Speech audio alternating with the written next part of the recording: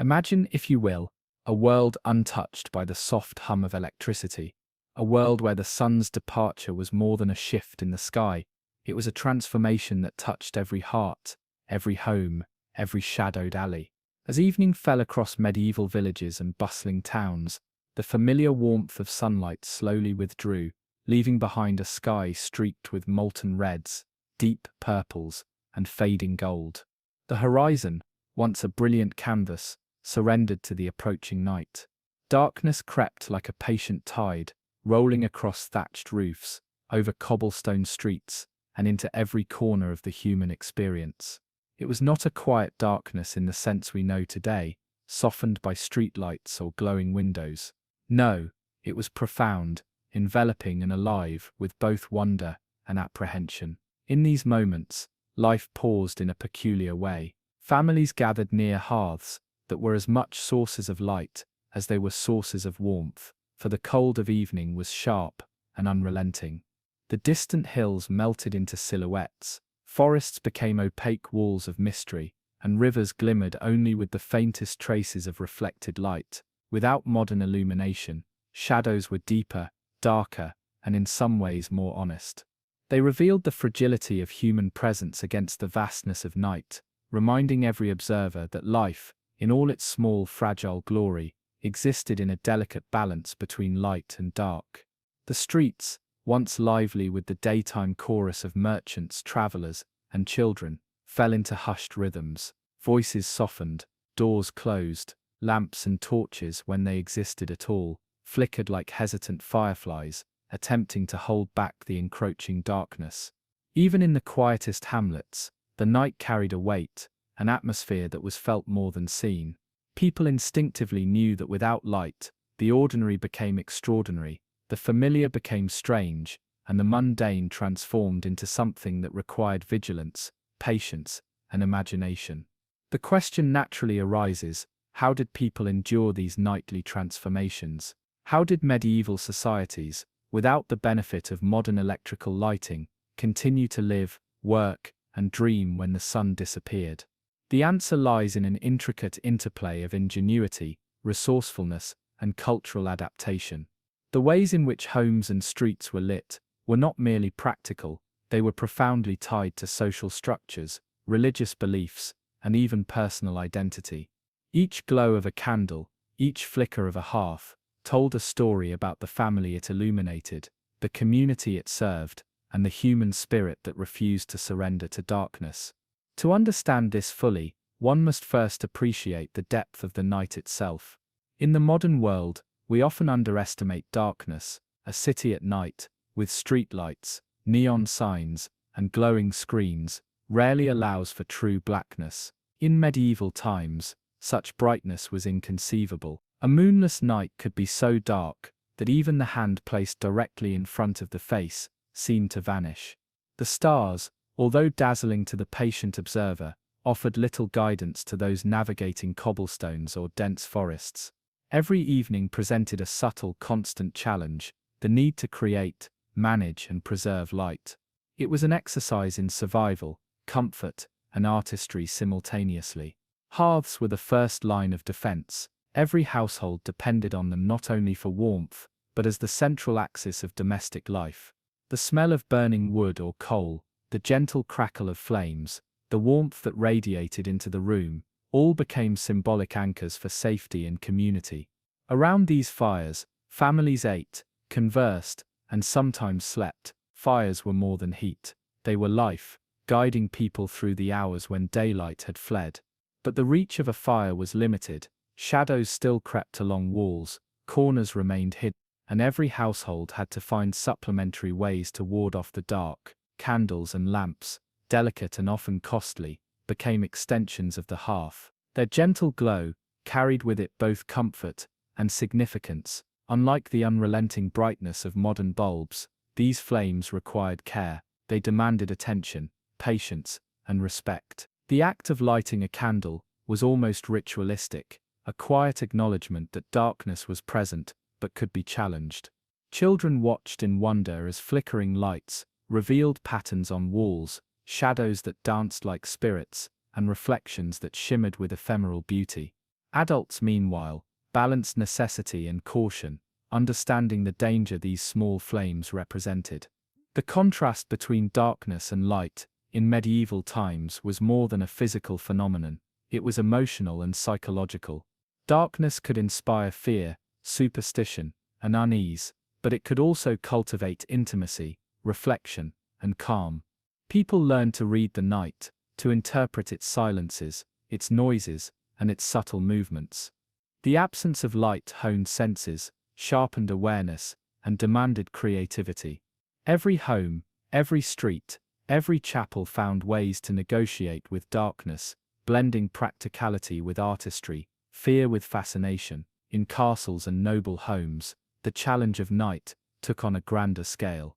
While the common village might rely on a single hearth or modest candle, the wealthy commissioned chandeliers, multiple candelabras, and glass lanterns. The interplay of shadows and illuminations within these grand halls was deliberate, crafted to impress visitors and create atmospheres of security and splendor. In monasteries and churches, light became sacred, a metaphor for divine presence, hope, and guidance. The ritualized placement of candles, the soft glow of oil lamps, and the flicker of votive flames transformed stone halls into spaces where the human spirit could find comfort against the weight of darkness. Yet across all classes and communities, one truth remained. The medieval world was fundamentally a world in negotiation with darkness. Each flame, whether small or grand, represented a triumph of human ingenuity and perseverance. Every lit window was a statement of survival, a declaration of comfort, and a quiet poetry written in firelight. The night was never simply endured, it was lived, felt, and transformed by the presence of human-made illumination. Tonight, as we drift through this exploration, we will traverse village hearths, noble halls, and sacred spaces. We will touch the warmth of candle flames, inhale the subtle smoke of burning tallow, and witness the flickering reflections that once danced on medieval walls. Through these stories, the medieval night will unfold before us, not as a void, but as a canvas for human creativity, courage, and imagination.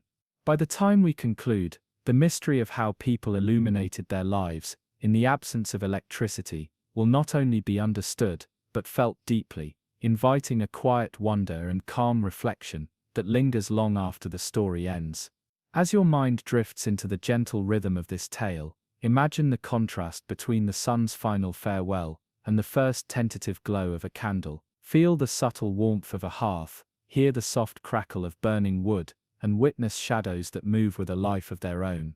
These are not merely historical facts, they are living moments, frozen in time, yet speaking across centuries. They remind us that light is more than illumination, it is comfort, companionship, artistry, and a subtle triumph over the vast enveloping darkness of night. By the end of this journey, you will not only know what medieval people used to light their homes at night, you will have felt the night itself, its weight and beauty, and the persistent creative human spirit that turned darkness into a gentle glowing companion. To truly understand how medieval people lit their homes, we must first step into their perception of night itself, a perception vastly different from our own modern experience. Today, darkness is softened by countless artificial lights. Even on the deepest nights, city streets glow, screens flicker, and distant lamps punctuate the horizon. In medieval times, however, night was absolute, unrelenting, and inescapable. The absence of sunlight transformed the familiar world into something almost unrecognizable. Hills merged with forests, rivers vanished into black ribbons, and homes and towns were reduced to faint outlines punctuated by a few flickering flames. For those who lived in villages, towns, and castles, night was not merely a backdrop, it was a presence, often as vivid and powerful as the daylight hours themselves. Medieval minds were keenly attuned to the rhythms of the natural world. Without clocks or electric lights, people relied on the sun's rise and fall to structure their lives. The approach of evening signaled not only the end of work, but also the start of caution and contemplation. Darkness carried danger, wild animals prowled forests, bandits could move unseen, and accidents were easily fatal when light was scarce. But night also carried mystery, awe, and even a certain sacredness. For centuries, human culture had intertwined darkness with fear, spirituality, and wonder. The medieval night was alive with unseen sounds, the whisper of leaves in the wind, distant hoots of owls, the crackle of nocturnal fires in neighboring homes. Every sound, every movement was amplified by the stillness and the heavy cloak of darkness. People in medieval Europe often perceived night as a time when the ordinary world became extraordinary. Shadows became elongated, shifting forms that teased the imagination. Familiar objects, trees, fences, walls, could suddenly seem menacing or magical. Folklore and superstition thrived in this environment. Stories of spirits, wandering souls, and hidden dangers circulated freely, guiding both behavior and belief. Children were warned to stay near home fires, adults carried lamps for safety, and even the most practical households respected night as a force to be negotiated, not conquered. Light was not merely a convenience, it was protection, a statement of control against the unknowable. The psychological impact of darkness was profound. Without illumination, human perception narrowed, faces, objects, and structures dissolved into shadows. Silence deepened the imagination. Even the faintest sound became significant. This heightened awareness made medieval nights simultaneously tense and intimate. Families huddled together around hearths, relying on the gentle glow of flames to define space, shape relationships, and provide emotional security. A single candle could define a room, draw attention to a storyteller, or illuminate the patterns of a tapestry. In this way, light did more than banish darkness. It created a human-scaled world within the vast night. Interestingly, medieval observers often noted the transformative beauty of night. While fear and superstition were real, so too were wonder and reflection. Moonlight, when available, spilled across meadows and rivers, transforming familiar landscapes into shimmering, almost otherworldly scenes. Stars too inspired awe, their patterns studied by scholars, travelers, and the curious alike. Night was a time of pause, a time when human activity slowed, allowing people to reflect, dream, and engage with both the natural and spiritual worlds in ways impossible during daylight. The interplay of darkness and light became a kind of canvas upon which both practical life and imaginative thought could be expressed. But darkness also created necessity. The absence of reliable light forced innovation, skill, and resourcefulness. People quickly learned that a small flame could extend the day, allowing work, conversation, and domestic care to continue.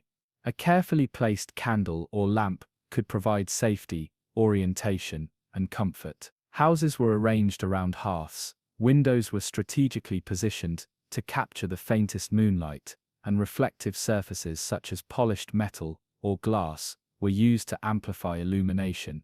The medieval approach to night was pragmatic and artistic at once. It combined survival instincts with a deep understanding of how light and shadow shaped human experience. The medieval night was also deeply communal. In villages and towns, darkness affected social behavior and schedules. Markets closed as dusk approached, workshops ceased activity, and streets emptied of traffic. Yet gatherings persisted around fires, in taverns, and in sacred spaces, where light became a symbol of both warmth and fellowship. The contrast between the deep, almost oppressive darkness outside and the golden glow within homes created a sense of sanctuary, intimacy, and even celebration. Light defined not only physical space, but emotional space, delineating safe zones in a world where darkness was both beautiful and threatening. Furthermore, medieval night shaped cultural rituals and traditions. Religious observances often occurred at twilight or during night hours, linking human activity directly to the rhythms of the natural world. Candlelit vigils, nocturnal prayers, and nighttime feasts used illumination not simply to see, but to symbolize guidance, purity, and protection. The act of lighting a flame became an almost sacred gesture, a bridge between mortal fragility and the greater forces that governed life and nature. Every flicker of light carried significance far beyond its practical use, embedding meaning into domestic, communal, and spiritual life. Contrast is essential to understanding this period. The medieval mind experienced darkness not as a neutral absence, but as a dynamic presence, constantly balanced by human-created light. A lone candle could transform despair into comfort, anxiety into contemplation, fear into curiosity. Each flame created stories. Shadows danced like mythical creatures, walls glowed with warmth, and simple homes became bastions of human resilience. People were both intimate with and wary of darkness, learning over centuries how to live in its embrace while using light to shape, define, and control their environment. The nature of night also influenced architecture and urban planning. Homes were often designed to maximize available light, with larger hearths, narrow windows, and reflective surfaces. Streets were narrow to minimize exposure to unseen threats. Castles incorporated torches, braziers, and strategic openings to extend illumination. Every design choice reflected an acute awareness of the profound implications of night, how it could hinder work, disrupt safety, or inspire reflection and beauty. Life itself was framed by light and shadow, and every household adapted to that reality with ingenuity and care. Ultimately, medieval nights were both fearsome and enchanting.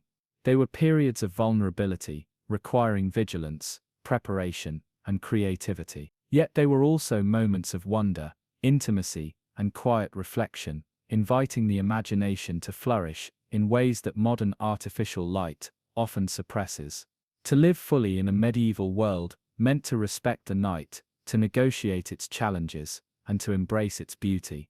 Light was the medium through which humanity expressed mastery, artistry, and emotional depth, in a world that would otherwise be defined by shadows. As we continue this journey, keep in mind the duality of night, a time of mystery and challenge, of fear and imagination. The medieval approach to darkness was a careful balance between caution and creativity, a rhythm of life that made every flame, candle, and lamp profoundly meaningful. Understanding this perception of night is crucial, for it sets the stage for exploring the ingenious ways medieval people lit their homes, streets, and sacred spaces, transforming darkness into both a practical and poetic part of daily life.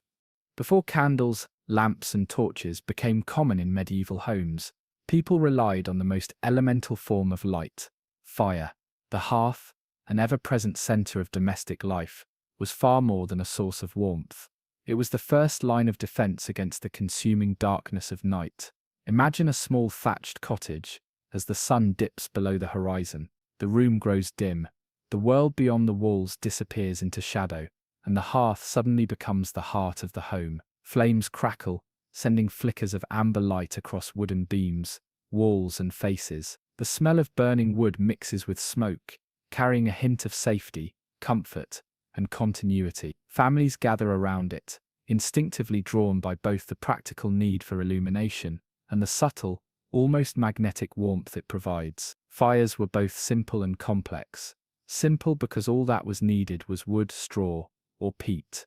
Complex because maintaining a fire required knowledge, skill, and attention. Too little fuel, and the light would fade, leaving the household in shadows. Too much, and the fire could become dangerous, threatening property and lives. Medieval people learned to read the flames to sense when they needed feeding, to notice the smoke's behavior as a warning or reassurance. Fire was alive, in a sense a companion that required care and respect, demanding a subtle rhythm of attention that shaped daily life. The position of the hearth itself was significant. In many homes it occupied the center of the main living area, allowing light to reach the widest portion of the room. In larger homes or halls, multiple hearths could illuminate separate spaces, creating zones of warmth and visibility. The light from fire was soft, uneven, and intimate, falling off into shadows at the edges of the room. It created a natural contrast between what was seen and unseen, giving the night both character and a sense of depth. Every movement, every gesture, was framed by this shifting interplay of light and dark, enhancing the sensory experience of the evening. Beyond the hearth, torches served as portable sources of illumination. Crafted from tightly bound wood resin, or pitch. These rudimentary tools were often used outdoors or in larger communal spaces where a hearth could not provide sufficient light. Imagine a traveler walking along a forested path, a small torch in hand. The flickering light illuminates only a few feet ahead, while shadows twist and sway around the trees. The torch does not chase away darkness entirely, but it provides guidance, safety, and a sense of control over the surrounding night. In towns and villages, torches were often carried along streets, sometimes placed in braziers or mounted in public areas, creating a delicate network of flickering light amid deep shadows. Early lighting methods were also closely tied to seasons and climate. In winter, when nights were long and harsh, the demand for firelight increased. Families had to prepare in advance, gathering wood, peat, or other combustible materials to ensure that their homes would not be plunged into total darkness. In contrast, summer nights, though shorter, still required careful attention, as the absence of sunlight was felt even in the longest daylight hours. Communities often coordinated fire sources for communal spaces, ensuring that markets, gathering places, and religious sites retained some degree of illumination for essential activities. The smoke and scent of early fires played roles beyond mere practicality. Smoke could serve as a natural insect deterrent, while the aroma of burning wood, peat, or resin carried a psychological reassurance, signaling that a family was protected and alert. In larger households or castles, the smell of multiple hearths created a tapestry of sensory impressions, blending warmth, smoke, and subtle spice, forming an olfactory identity for each home.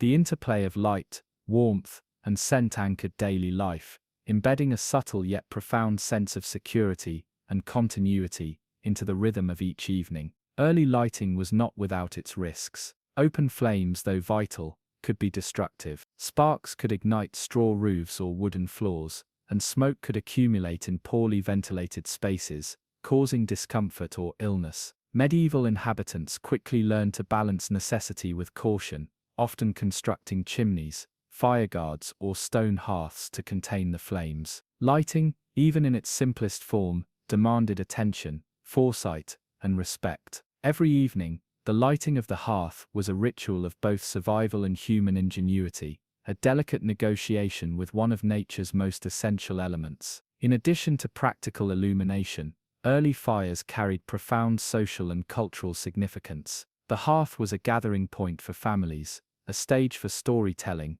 and a venue for passing knowledge and tradition from one generation to the next. Around the glow of flames, children listened to legends, adults shared wisdom, and elders imparted advice. The fire's light created intimacy, a gentle cocoon in which human experience could unfold safely. Shadows cast by flames became storytellers themselves, animating walls, ceilings, and the faces of those gathered in a quiet dance of light and darkness. Communities also relied on fire for collective safety. Watchfires, bonfires, and torches helped guide travelers, mark communal events, and signal danger. Villages often coordinated these communal lights, especially during festivals, religious celebrations, or times of conflict. Fire was simultaneously personal and shared, a tool for survival and connection. In this sense, early lighting did more than illuminate. It fostered social cohesion, guided movement, and reinforced the interdependence of medieval communities.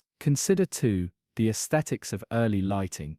While practical, the flicker of firelight created beauty, intimacy, and rhythm. Light played across wooden beams, stone walls, and simple furnishings, animating the ordinary in subtle poetic ways. Families became attuned to the visual texture of their environments, understanding how shadows could frame conversation, highlight craftsmanship, or enhance the comfort of a room. Even in its simplest forms, light shaped perception, emotion, and experience, making darkness both a challenge and an opportunity for wonder. Through this early reliance on fire, medieval people cultivated a profound awareness of light and shadow, an understanding that would inform every subsequent advancement in illumination. Every candle, lamp, and torch that followed built upon the lessons learned around these first glowing flames. The patterns of usage, the care in maintenance, and the integration of light into daily life were established here, in the flicker of humble hearths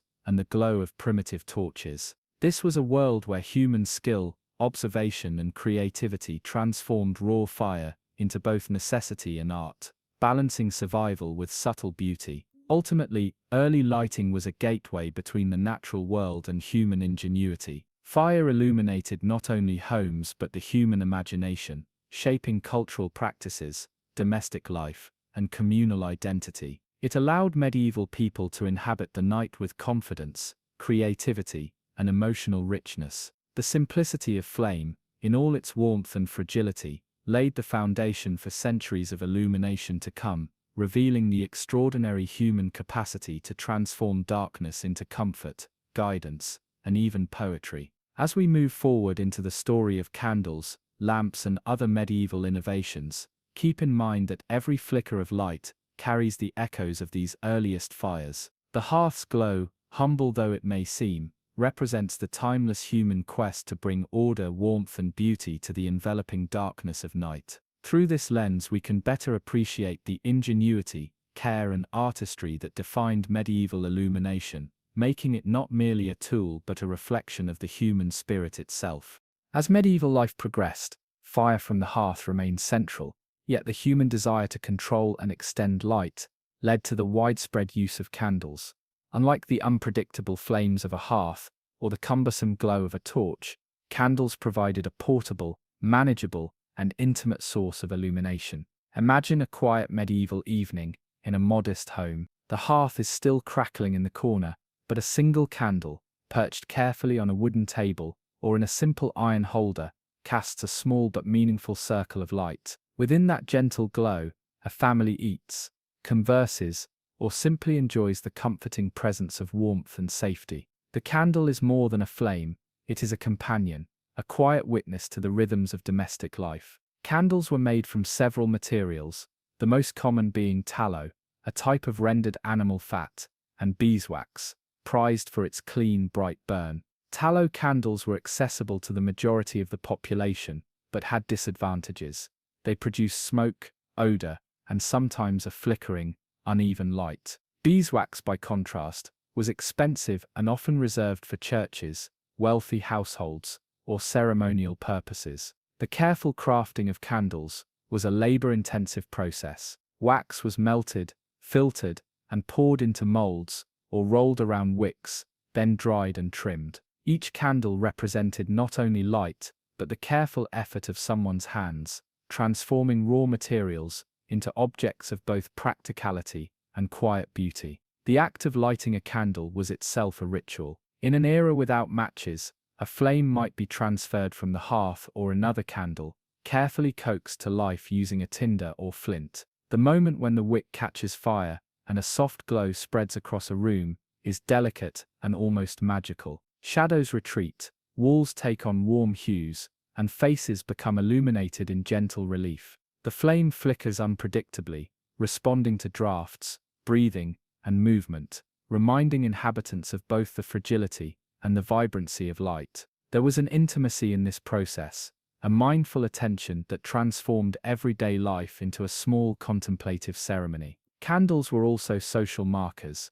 The quantity, size, and material of candles often reflected social status. In humble cottages, a single tallow candle might suffice to illuminate an evening meal. In merchant homes, multiple candles might be arranged strategically, creating layers of light that enhanced both functionality and aesthetic appeal. Noble households could afford elaborate beeswax candles, sometimes scented, displayed in ornate holders, or even chandeliers. Light, therefore, was not only practical, but symbolic, a reflection of wealth, taste, and the human desire to shape one's environment, in accordance with comfort and prestige. Portable and versatile, candles allowed people to move safely through their homes at night. Children carried small tapers to the privy, servants moved from room to room with trays of candles, and family members could extend their activities into otherwise unlit spaces. The mobility of candlelight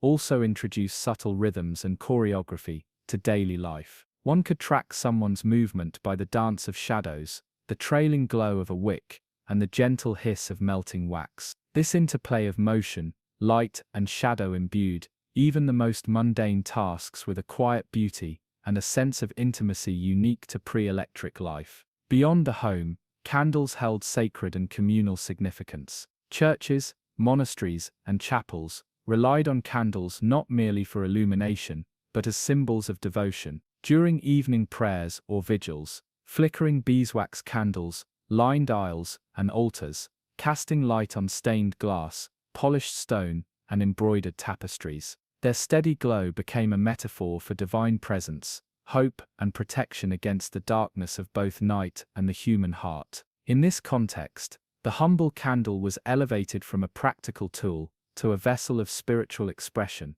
illuminating not only physical spaces, but emotional and psychological landscapes. Candles also influenced work and leisure. Scribes, scholars, and artisans relied on candlelight to extend their hours beyond sundown. Illuminated manuscripts were often created in candlelit rooms, where the delicate glow allowed careful, precise work on parchment. Artisans shaped, painted, and constructed under the gentle sway of candle flames. Even in domestic spaces, evenings could be spent in storytelling, quiet reading, or contemplative reflection, all framed by the soft enveloping presence of candlelight. The small flame extended the day, creating both practical opportunities and spaces for imagination to flourish. Of course, candlelight came with challenges. Tallow candles smoked and dripped, occasionally soiling walls or furniture. Wax could catch fire, if not handled carefully, and a single overturned candle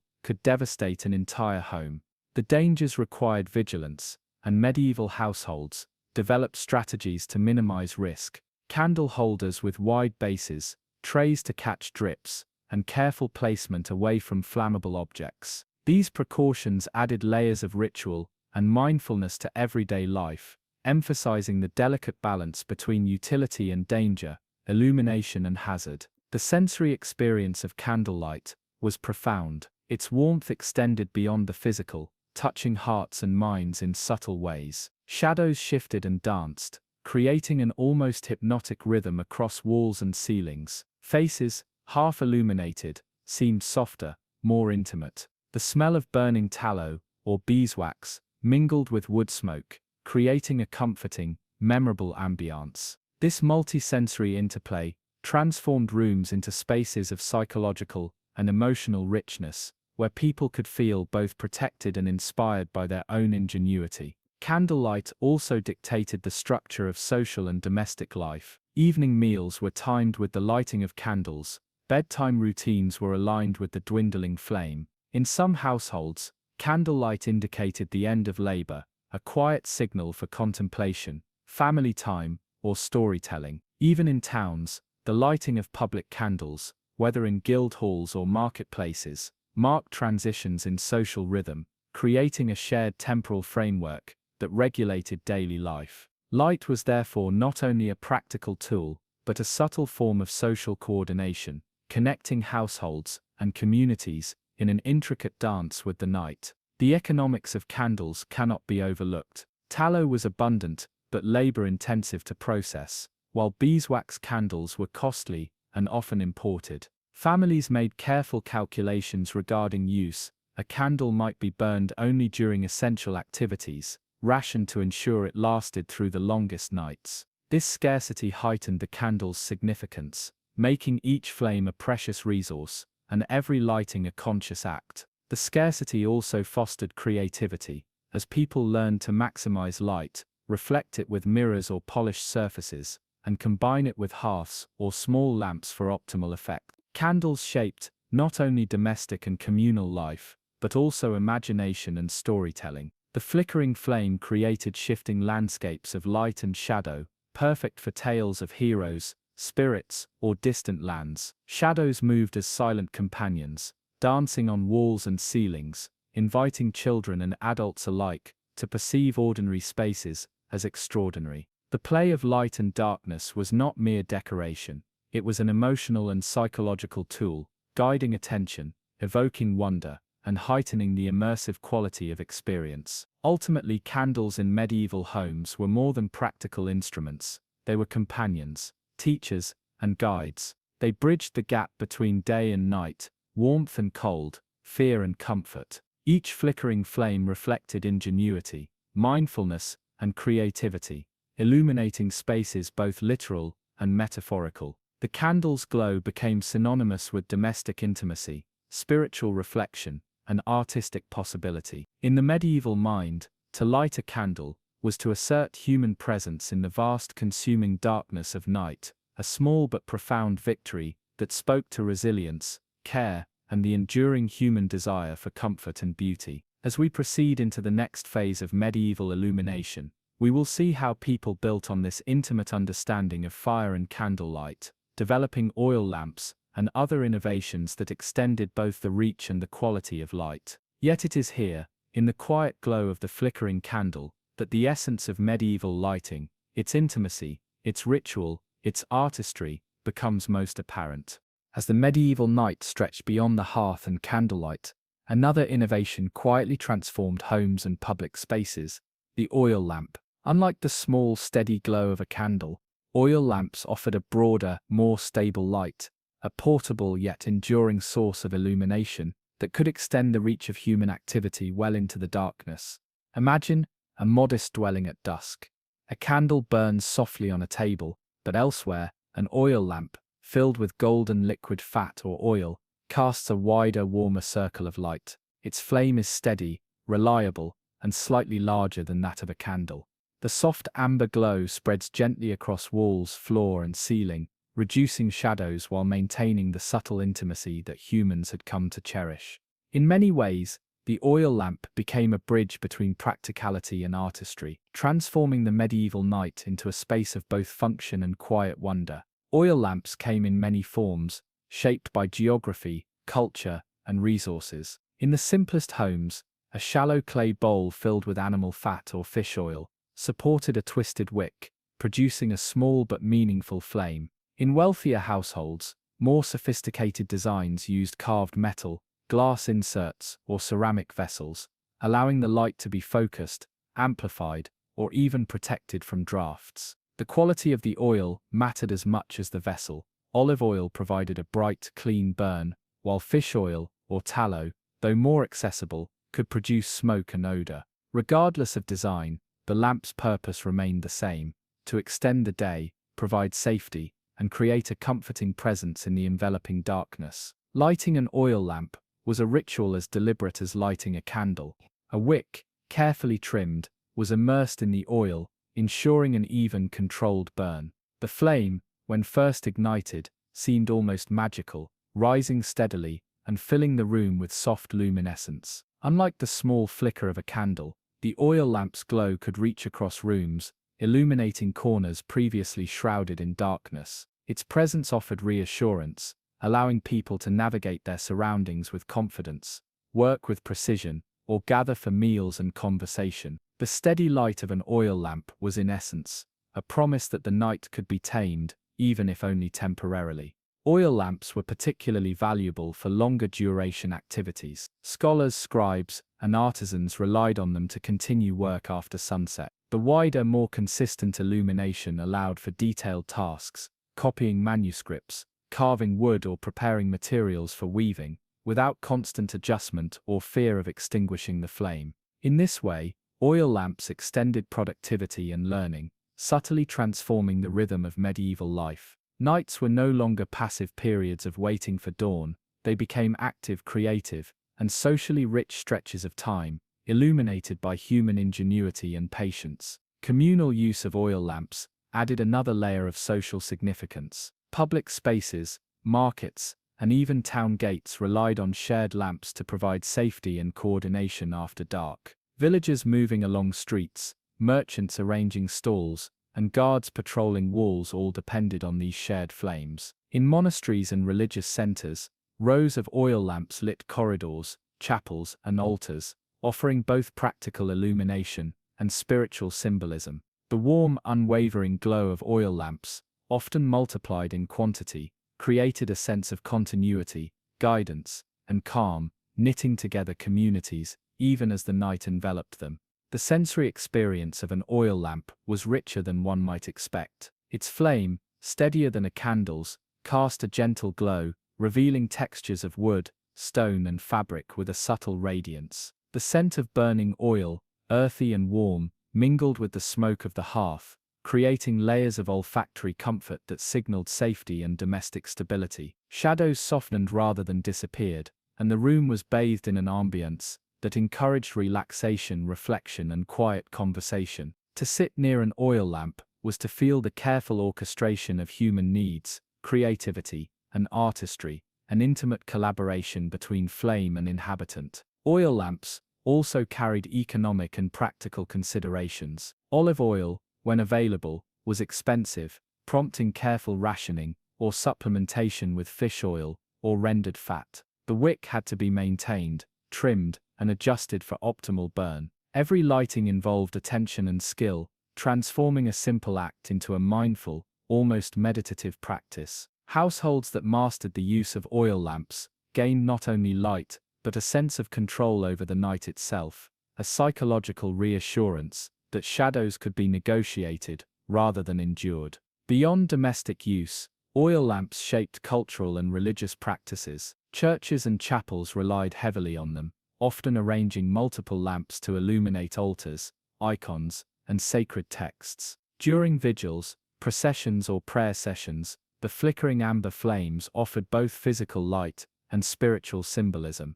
In ritualized contexts, the oil lamp represented endurance, purity, and divine presence, bridging the gap between earthly needs and heavenly guidance. The lamp's steady glow became a metaphor for constancy, protection, and devotion, influencing not only practical life, but cultural imagination. Safety, however, was always a concern. Spilled oil could ignite rapidly, and open flames required vigilance. Medieval households developed solutions such as shallow bowls to contain oil, metal stands to elevate lamps above flammable surfaces, and careful placement to avoid accidents. These precautions, while practical, also created a sense of ritualized mindfulness around light, reinforcing the value and fragility of illumination. In this careful attention, one can see how medieval people merged necessity, creativity, and caution into a seamless daily practice. Oil lamps were often complemented by mirrors or polished surfaces,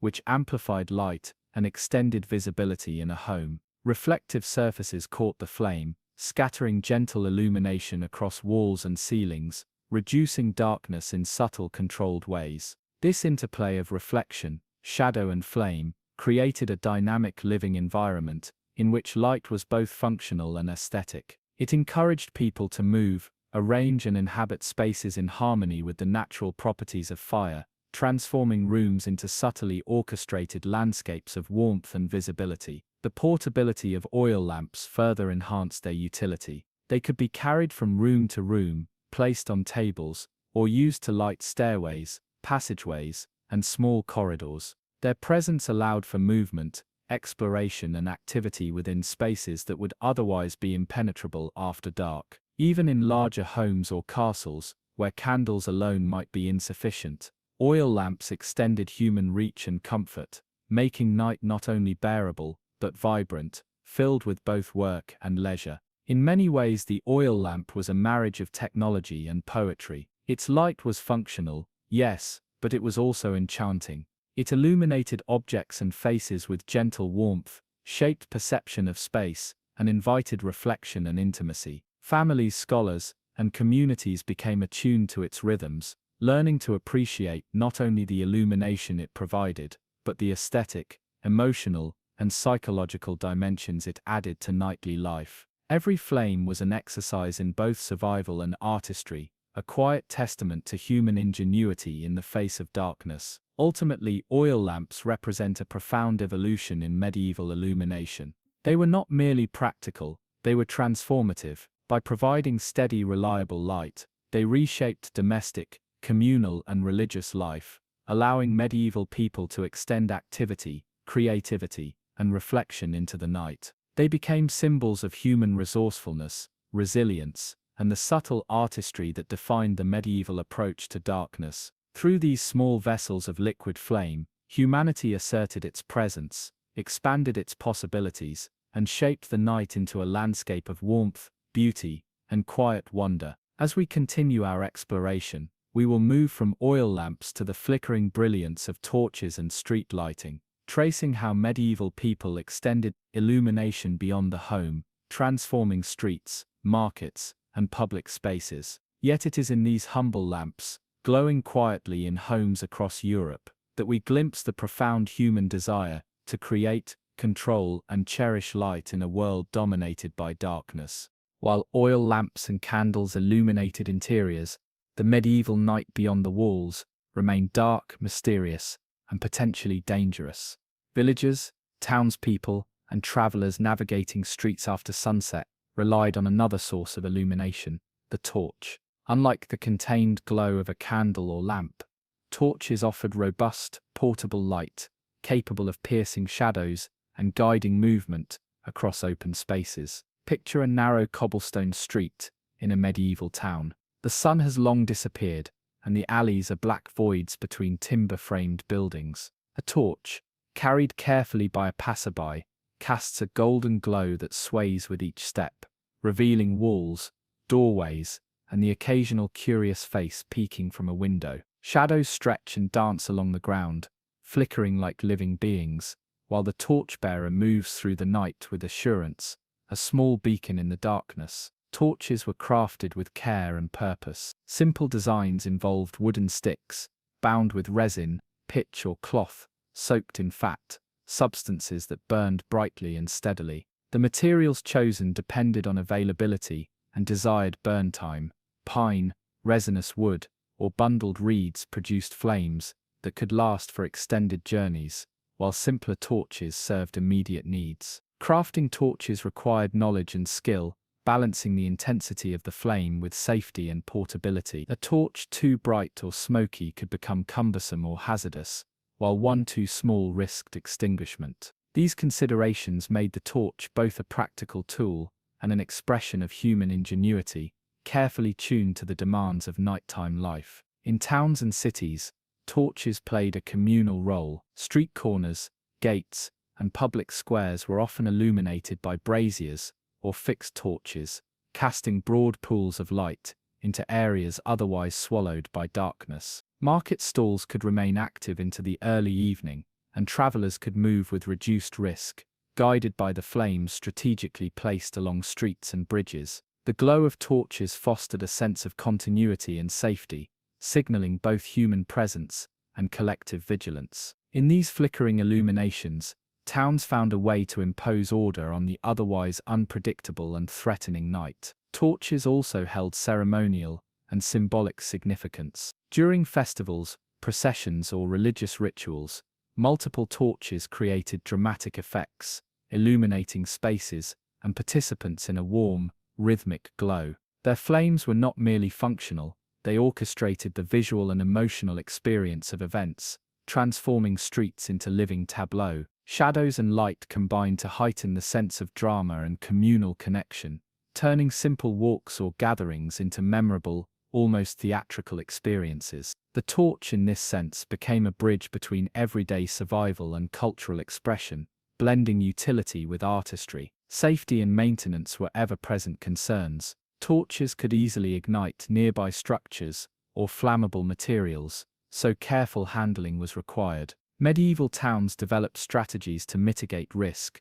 Torches were carried in holders, kept at a distance from buildings, or stationed in braziers on public squares. Knowledge of wind, draft, and flame behavior was critical, reflecting a sophisticated understanding of fire's properties. These precautions transformed torches from simple sticks of burning wood into carefully managed instruments of light, demonstrating the medieval balance between necessity, creativity, and caution. Beyond towns, torches were essential for travel and exploration. Dense forests, country paths, and river crossings could be perilous at night, with uneven terrain and hidden obstacles. A torch illuminated the path, provided reassurance, and offered a measure of protection against both natural dangers and human threats. Imagine a lone traveler moving through a wooded trail, the torch's flame swaying with each step, revealing glimpses of trees, underbrush, and the distant lights of a village.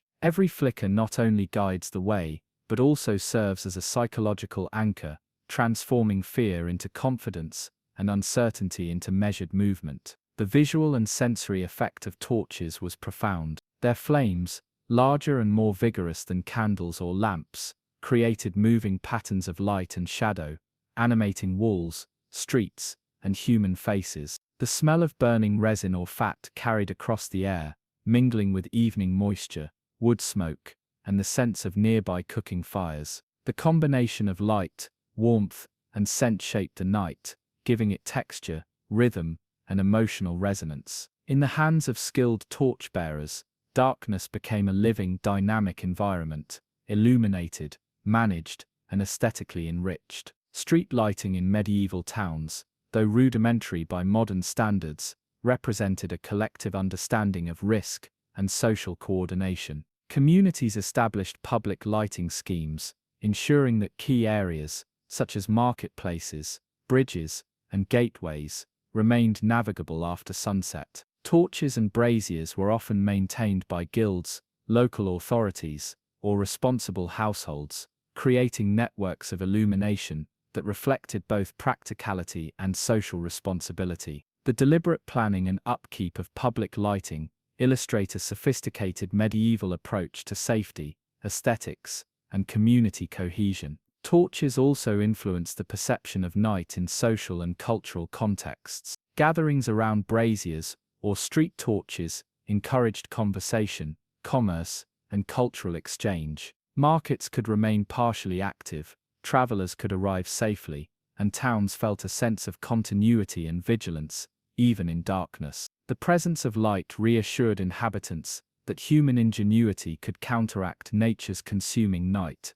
fostering a blend of confidence, social engagement, and aesthetic appreciation that extended the functional benefits of illumination into emotional and cultural realms. In ceremonial contexts, torches became extensions of symbolism and ritual. Knights, guild members, or religious processions often carried multiple torches, transforming simple pathways into spectacular displays of coordinated light. The movement of flames created rhythm and narrative, casting participants and surroundings into dynamic relief. Shadows lengthened, merged, and retreated in synchrony with human motion, producing an immersive theatrical effect. In these moments, light transcended utility, becoming a storytelling tool, a visual language, and a marker of collective experience. Portability and versatility were key advantages of torches. They allowed people to navigate homes, streets, and open fields safely. They could be arranged for long-term illumination,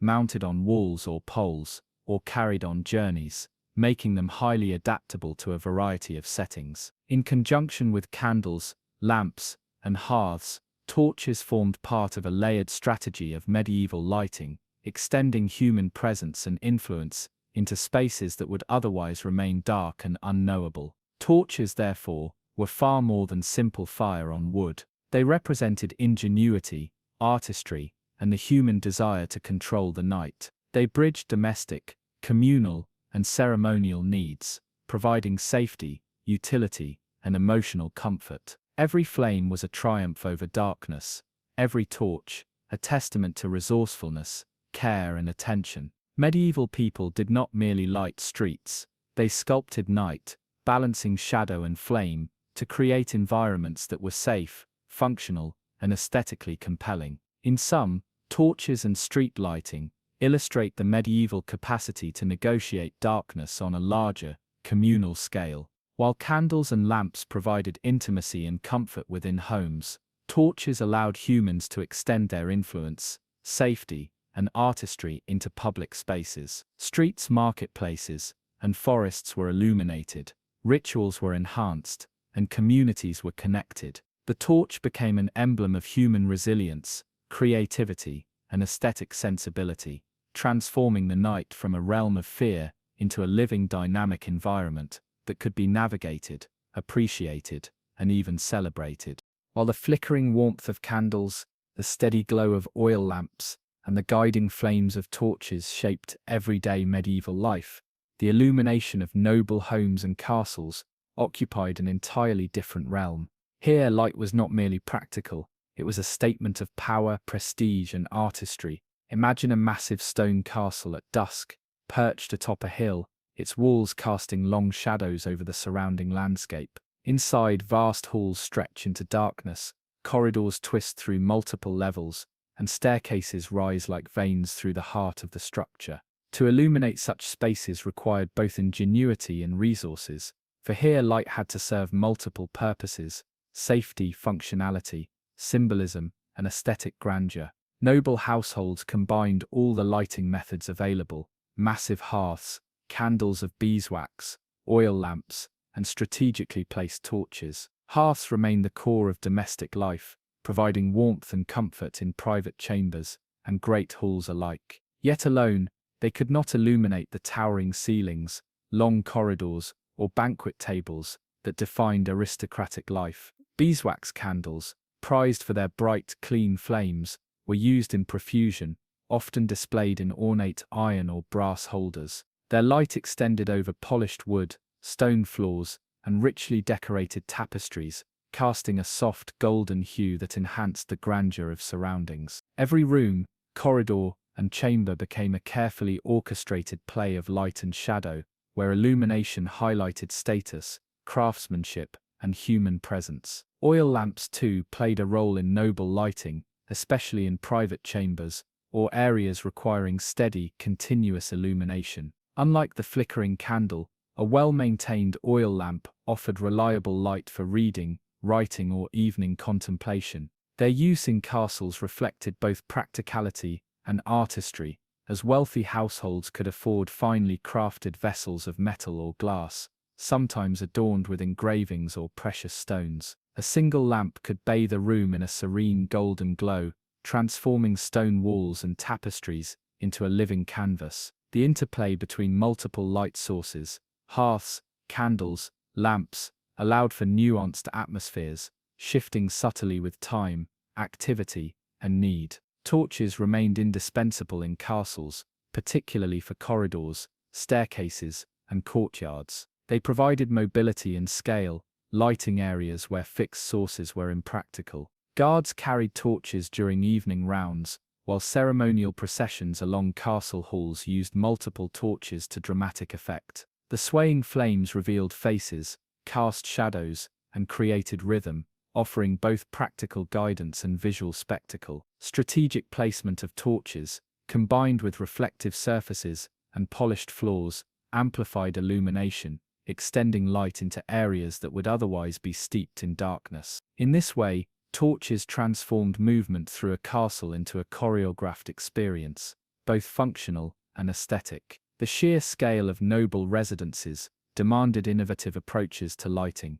Great halls where feasts, gatherings, and ceremonies occurred were especially challenging. Tall ceilings and long tables created distances between the source of illumination and the participants, requiring multiple candles or lamps strategically placed along walls, tables, and sconces. Chandeliers, often made of wrought iron and fitted with multiple candles, became central lighting elements, casting even light across large spaces. The gentle sway of candle flames in a chandelier added a sense of life to the room, making stone and wood interiors feel warmer, more intimate and alive. Here light was carefully managed, creating both beauty and comfort, while reflecting the noble household's wealth and sophistication. Beyond practicality, lighting in castles carried profound symbolic meaning. Candles and lamps represented status, divine favor, and control over the environment. Beeswax, expensive and refined,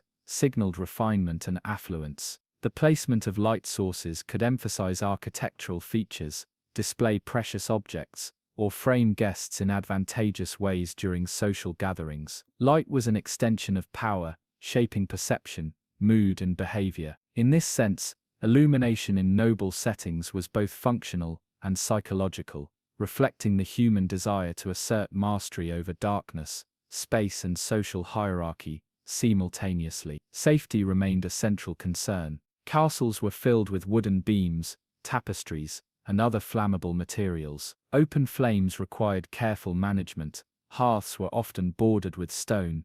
Candles were placed in secure holders, and torches were used with vigilance. Staff were trained in fire safety, and many castles incorporated chimneys, fire guards, and other measures to prevent accidental fires. These precautions, while practical, also reinforced the ritualized nature of lighting. Each flame was precious, commanding respect, attention, and deliberate action. Illumination was not a casual task, it was an ongoing exercise in skill, mindfulness, and care. Lighting in private chambers allowed nobles to cultivate intimacy, contemplation, and leisure. A small group of candles on a bedside table, an oil lamp on a writing desk, or a hearth in a private room, could create serene, comforting spaces within the grandeur of stone walls. Noble residents could read, write, or engage in quiet conversation, using the soft interplay of flame and shadow to create privacy, warmth, and reflection.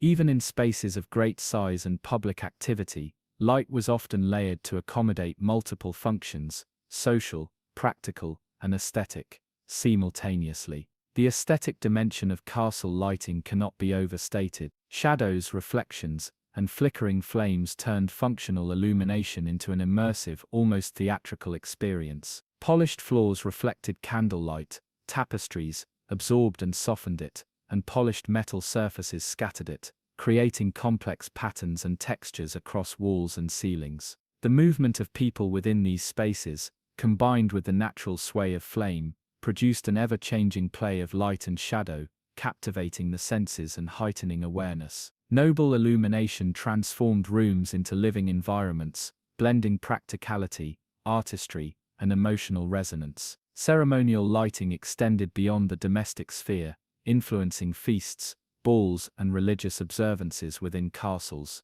Large numbers of candles and lamps were arranged to enhance the visual and spiritual experience. Processions along corridors, the illumination of altars, and dramatic presentation of tapestries, or heraldry, were choreographed around the movement of light. In these contexts, illumination became storytelling, conveying status, reverence, and spectacle simultaneously. The noble approach to lighting was therefore multi-layered, functional, aesthetic, symbolic, and emotional, orchestrating the experience of space, time, and human presence. Even outdoor castle spaces benefited from thoughtful illumination. Courtyards, gates, and battlements were lit with torches, braziers, and lamp arrangements, balancing safety, security, and visual impact. Guards could patrol effectively, guests could navigate, and the castle's imposing architecture was highlighted under soft flickering light. The careful choreography of indoor and outdoor illumination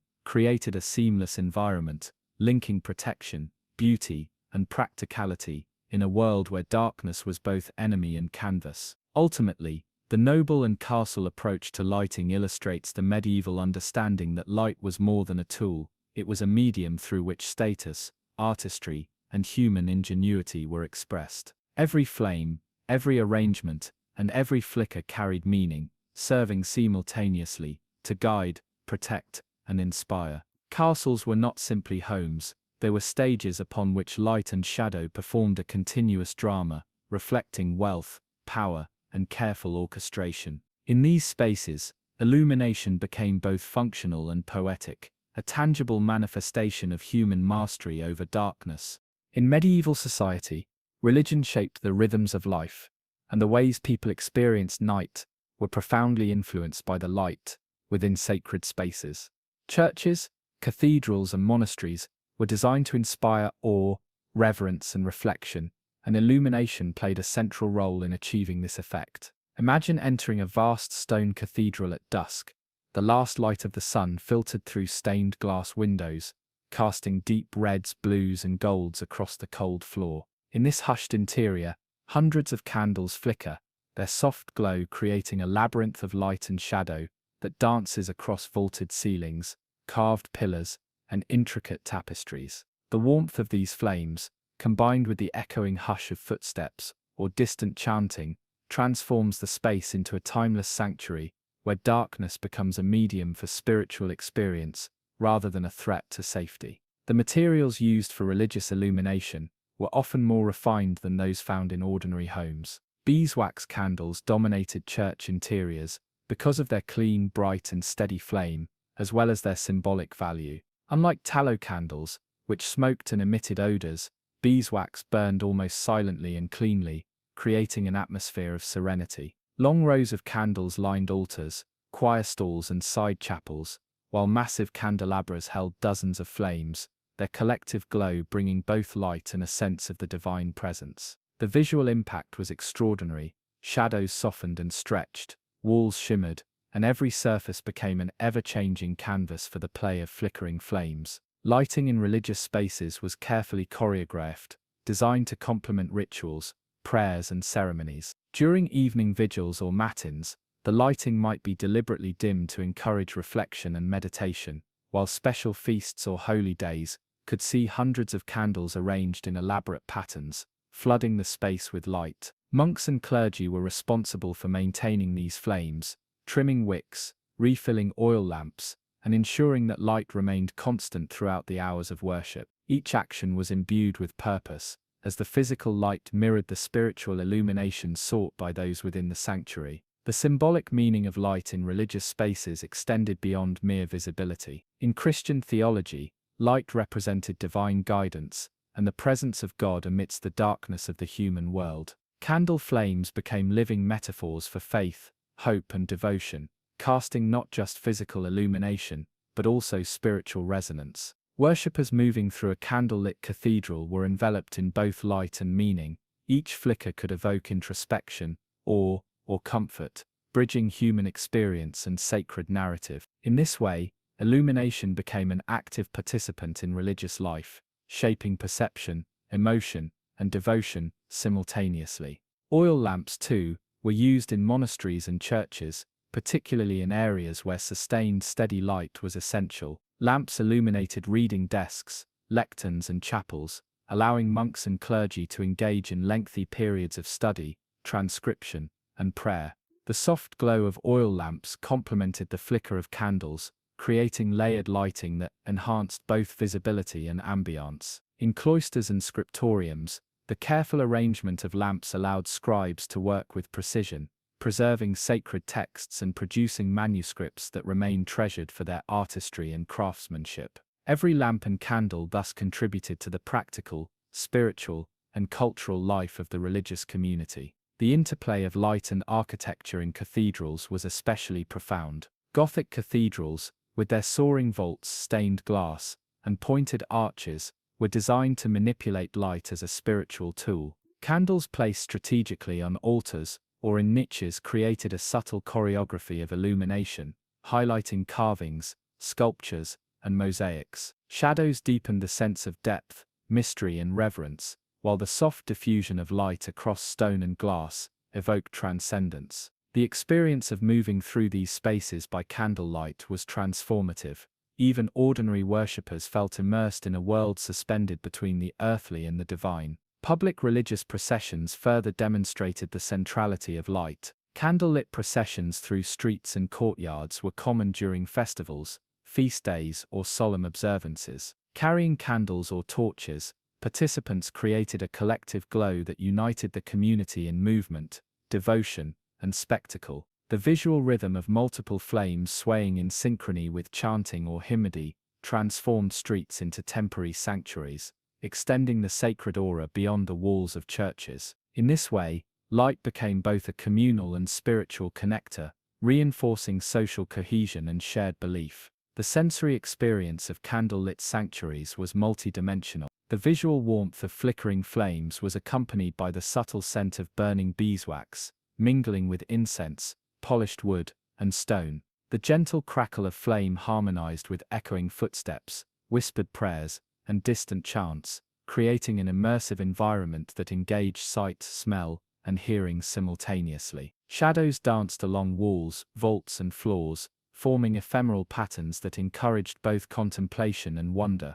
The multi-sensory richness of candlelit worship transformed routine rituals into profound experiences, embedding memory, reverence, and emotion within the human psyche. Lighting was also a marker of hierarchy and ritual significance. Higher-ranking clergy often had access to private chambers or altars illuminated by numerous candles and lamps, emphasizing status and sacred authority. Pilgrims or lay worshippers experienced lighting differently. Their journey through shadowed aisles toward the light of the altar, or a reliquary, carried metaphorical significance, symbolizing the path from darkness to enlightenment. The arrangement, intensity and placement of candles and lamps were thus carefully calibrated to reflect both spiritual and social hierarchies, intertwining physical illumination with cultural meaning. Monastic communities particularly relied on meticulous lighting schedules. In many abbeys, the daily rhythm of prayers, work and rest was coordinated with the lighting and extinguishing of candles and lamps.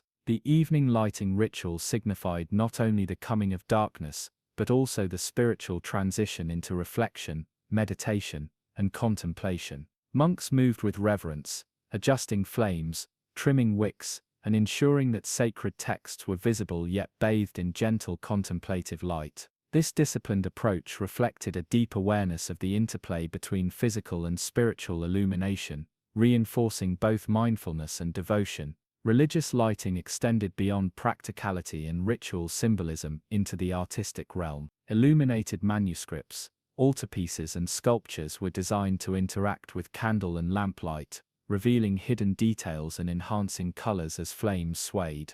Gold leaf, polished stone and colored glass responded to flickering illumination, creating subtle visual effects that transformed ordinary observation into a dynamic, almost magical experience. The careful integration of light into religious art and architecture demonstrates medieval awareness of its psychological and emotional impact, turning the simple act of lighting a flame into an aesthetic and spiritual instrument. Safety and preservation were crucial. Large numbers of candles and oil lamps in enclosed stone spaces presented fire hazards. Careful design, vigilant maintenance, and the use of secure holders minimized risks while preserving the sacred atmosphere. Fire safety was as much a spiritual responsibility as a practical concern, reflecting the care, discipline, and reverence with which medieval communities approached the act of illumination. Each flame was precious, not only for its physical light, but for the meaning and sanctity it represented. Ultimately, religious lighting in the medieval period illustrates the profound human understanding of light as a multi-layered phenomenon: practical, spiritual, emotional, and aesthetic. Candles and lamps were not merely functional tools, they were instruments of reflection, symbols of faith, and media for artistic expression. Through careful orchestration of flame, shadow, and architecture, medieval religious spaces became immersive sanctuaries where darkness was transformed into wonder, contemplation, and spiritual insight. Each flicker carried meaning, extending beyond the physical into the realms of imagination, devotion, and communal memory. While nobles and clergy enjoyed abundant illumination, the majority of medieval people lived in rural villages, cottages, and small hamlets, where resources were far more limited. For peasants, lighting was both a necessity and a challenge, often shaped by scarcity, ingenuity, and practicality. Imagine a small timber and thatch cottage, nestled among fields and forests. The sun has disappeared beyond the horizon, and the darkness outside presses against the walls. Inside, a central hearth crackles, providing warmth and light, its flames dancing on the low beams and mud-plastered walls. The flicker is modest, yet it transforms the tiny interior into a comforting, protective space. Shadows stretch across wooden benches, rough tables, and the simple tools of daily life, forming an intimate tableau of domestic activity. Candles were rare in peasant households, reserved for special occasions or festivals, as beeswax was expensive, and tallow candles burned with smoke and odor. Instead, peasants relied heavily on the hearth for both heat and light, often supplementing it with homemade oil lamps or improvised lighting solutions. Simple lamps could be fashioned from shallow clay bowls, filled with animal fat, or rendered grease, with a twisted rag serving as a wick. These humble sources of illumination produced a soft, steady glow, allowing families to continue essential tasks, mending clothes, preparing food, or tending small crafts, even after the sun had set. The light was modest, but it carried both practicality and a subtle sense of domestic magic, brightening the dark corners of a simple life. Torches, though less common in rural homes than in towns or castles, were occasionally used for outdoor tasks. A peasant carrying a torch to a field at night, or to fetch water from a well, would rely on the portable flame to guide steps across uneven terrain. The flickering light revealed paths, obstacles, and familiar landmarks, offering reassurance amidst the vast darkness of countryside nights. In this context, even a small torch became a precious companion, transforming otherwise intimidating darkness into navigable space and extending human presence beyond the warmth of the hearth. The use of reflective surfaces in peasant lighting was minimal but inventive. Polished metal pans, simple mirrors, or even water surfaces could catch and amplify the light of a small flame, making it reach further across the room. Shadows softened and stretched in the modest interiors, providing both illumination and an almost hypnotic, comforting visual rhythm. Children might watch the flame dance on the walls, their imagination weaving stories from shadow and light, while adults attended to chores, creating a quiet coexistence of utility and aesthetic experience, even in humble circumstances. Lighting also shaped the rhythm of rural life. Without abundant or artificial light, peasants often organized tasks around the natural day and night cycle. However, during winter months, or in regions with long nights, even minimal illumination could significantly extend activity. Families worked,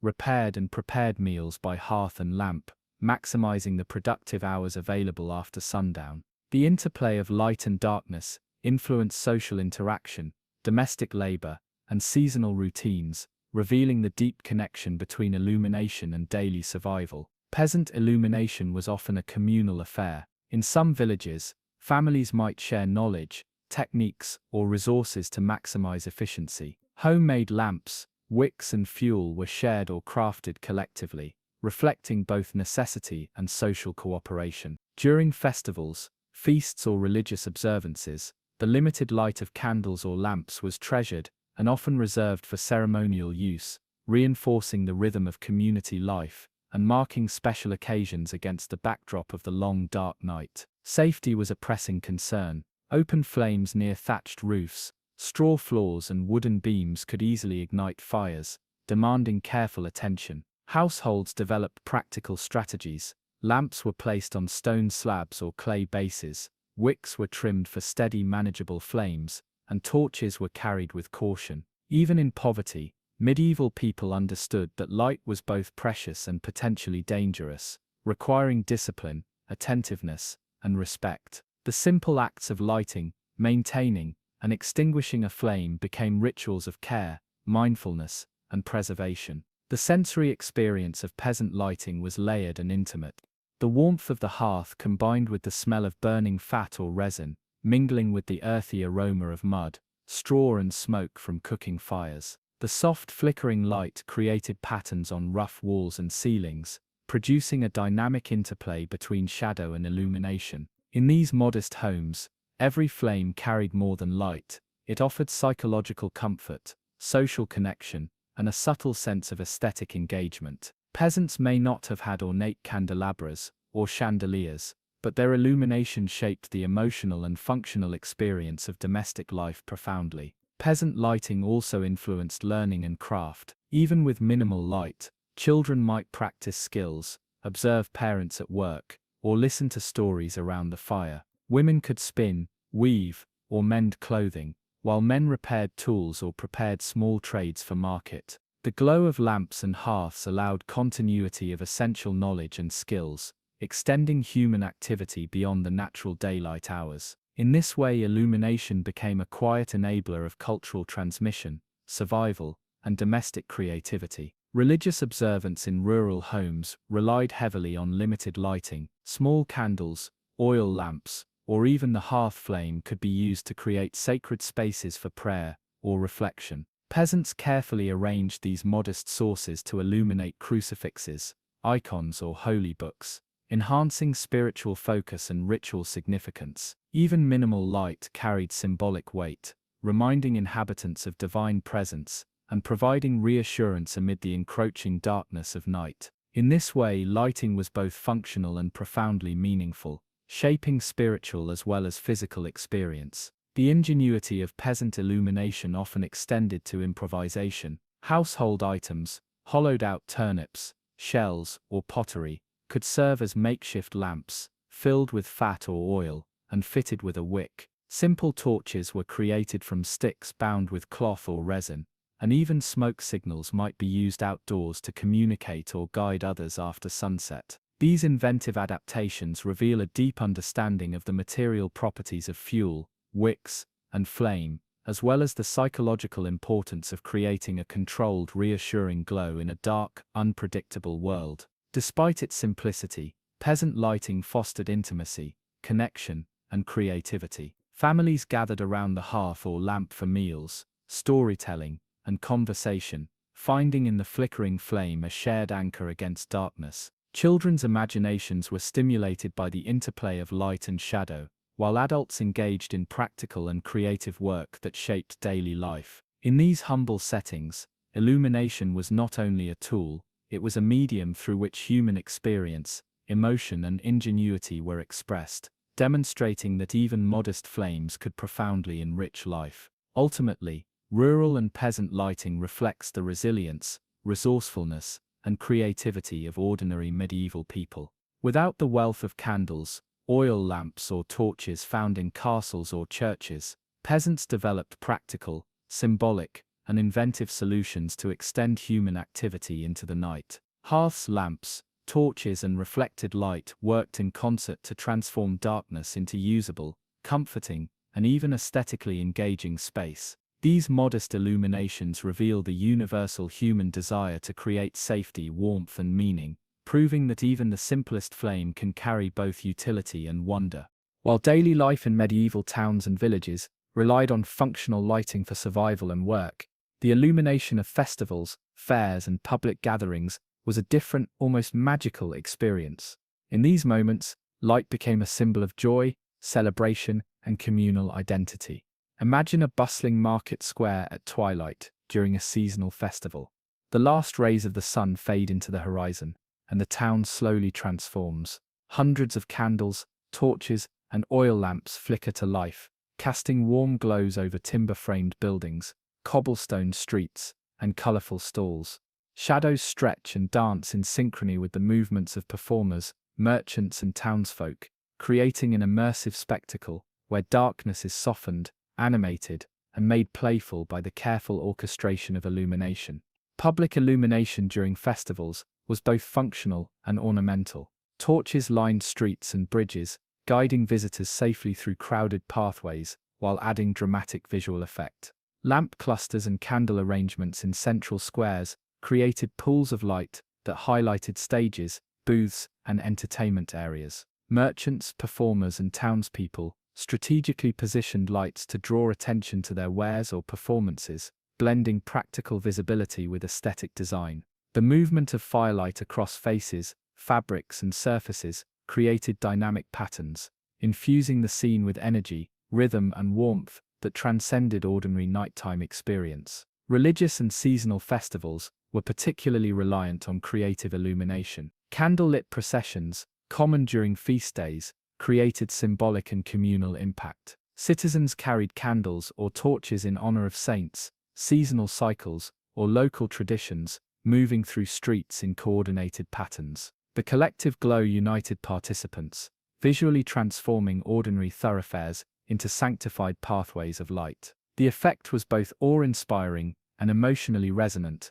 Participants felt connected to one another, to their environment, and to larger cosmic or spiritual rhythms. In these moments, light became a medium for social cohesion, spiritual expression, and collective joy. Fairs, marketplaces, and temporary gatherings also embraced illumination to enhance commerce and entertainment. Merchants extended their hours, using torches, lanterns, and oil lamps to draw attention to stalls and products. Performers, musicians, acrobats, and storytellers used candlelight and torchlight to dramatize acts, creating visual tension and excitement. Children followed flickering flames with curiosity, while adults navigated paths, examined wares, and engaged in social rituals. The combination of movement, sound, and light produced a sensory tapestry, transforming public spaces into dynamic, interactive environments, where light-guided experience emphasized spectacle and extended the day well into the darkness.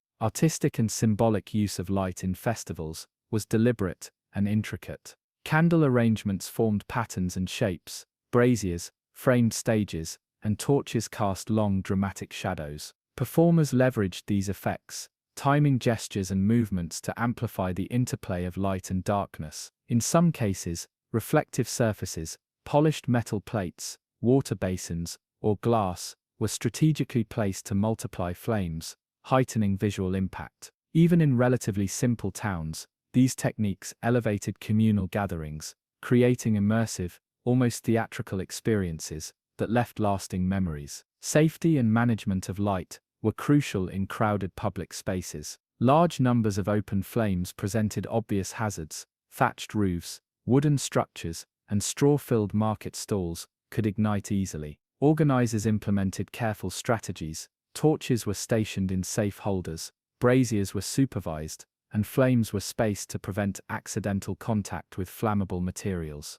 The need for vigilance did not diminish the spectacle, rather it underscored the deliberate skill and planning that transformed fire into a controlled, beautiful, and socially meaningful resource. The sensory impact of festival lighting was multidimensional. The glow of hundreds of flames mingled with the scents of food, wood smoke, and incense, creating an intoxicating atmosphere. Shadows stretched and swirled along walls, streets, and plazas, generating a visual rhythm that invited both play and contemplation. Movement and sound interacted with the light as performers, musicians, and townspeople became participants in a living, breathing, illuminated tapestry. Light was not static, it was active, transforming spaces, guiding experiences, and creating moments of wonder that ordinary daily lighting could never achieve. Public illumination also reinforced hierarchy and social organization. During festivals, leaders, nobles, or prominent citizens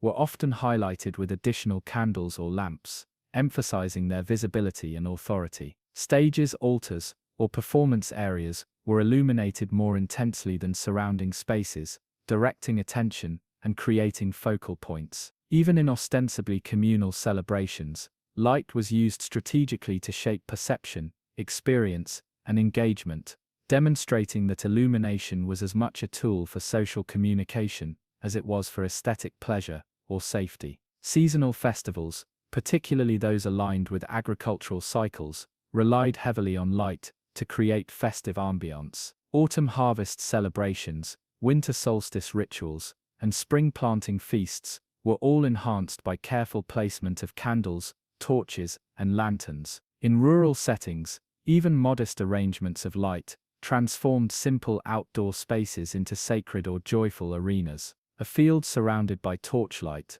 a village square glowing with braziers, or a forest path marked by flickering flames could evoke wonder and communal unity, turning ordinary landscapes into magical settings that bridged human experience, seasonal rhythms, and ritual observance. Entertainment during fairs was inseparable from illumination. Musicians' faces glimmered in candlelight, dancers' movements cast elongated shadows, and storytellers used flickering flames to accentuate narrative suspense. Children were captivated by the interplay of fire and shadow, following its movement with wide-eyed curiosity. The combination of visual, auditory, and olfactory stimuli created immersive experiences where the simple act of lighting became a tool for storytelling, play, and shared memory. In this way, public illumination was not only functional but also deeply cultural, reinforcing community identity and enriching collective imagination. Religious processions, secular celebrations, and theatrical performances all demonstrated the versatility of light. Candles, torches, and lamps were used to create layers of illumination, highlight action, and guide focus. The movement of flames mirrored human motion, producing dynamic effects that changed from moment to moment. Participants learned to coordinate with light, performers leveraged it for effect, and organizers ensured that the audience was guided both physically and emotionally through the experience. In every instance, light served as an active participant in the communal narrative, shaping perception, emotion, and memory. The temporary nature of festival lighting also amplified its impact. Unlike the constant illumination of a home or a church, festival lights were ephemeral, existing only for a few hours or days. This transience heightened their emotional resonance, creating anticipation, excitement, and a sense of special occasion. The experience of moving through illuminated streets, squares, or fields became a shared ritual of temporality and delight, where darkness was both a backdrop and a participant in the unfolding celebration. The contrast between night and the orchestrated glow of human activity reinforced the drama, intimacy, and beauty of communal life. Ultimately, illumination during medieval festivals, fairs, and public gatherings reveals how light was more than a practical tool. It was a medium of joy, social cohesion, and artistic expression. Torches, candles, and oil lamps shaped space, guided movement, emphasized ritual, and enhanced emotional experience. In the hands of communities, light became an instrument of storytelling, spectacle, and cultural transmission, enriching both individual and collective life. Medieval people did not simply illuminate the night, they transformed it into a living, interactive canvas, where human ingenuity, creativity, and celebration shone brightly against the darkness. As towns and cities grew in the later medieval period, the challenges of urban life after dark became increasingly apparent. Narrow, winding streets, crowded markets, and towering timber-framed buildings made nighttime both a practical and psychological concern. In response, civic authorities began to organize public lighting in a more systematic way, laying the groundwork for the first attempts at municipal illumination. Imagine walking through a medieval town at dusk.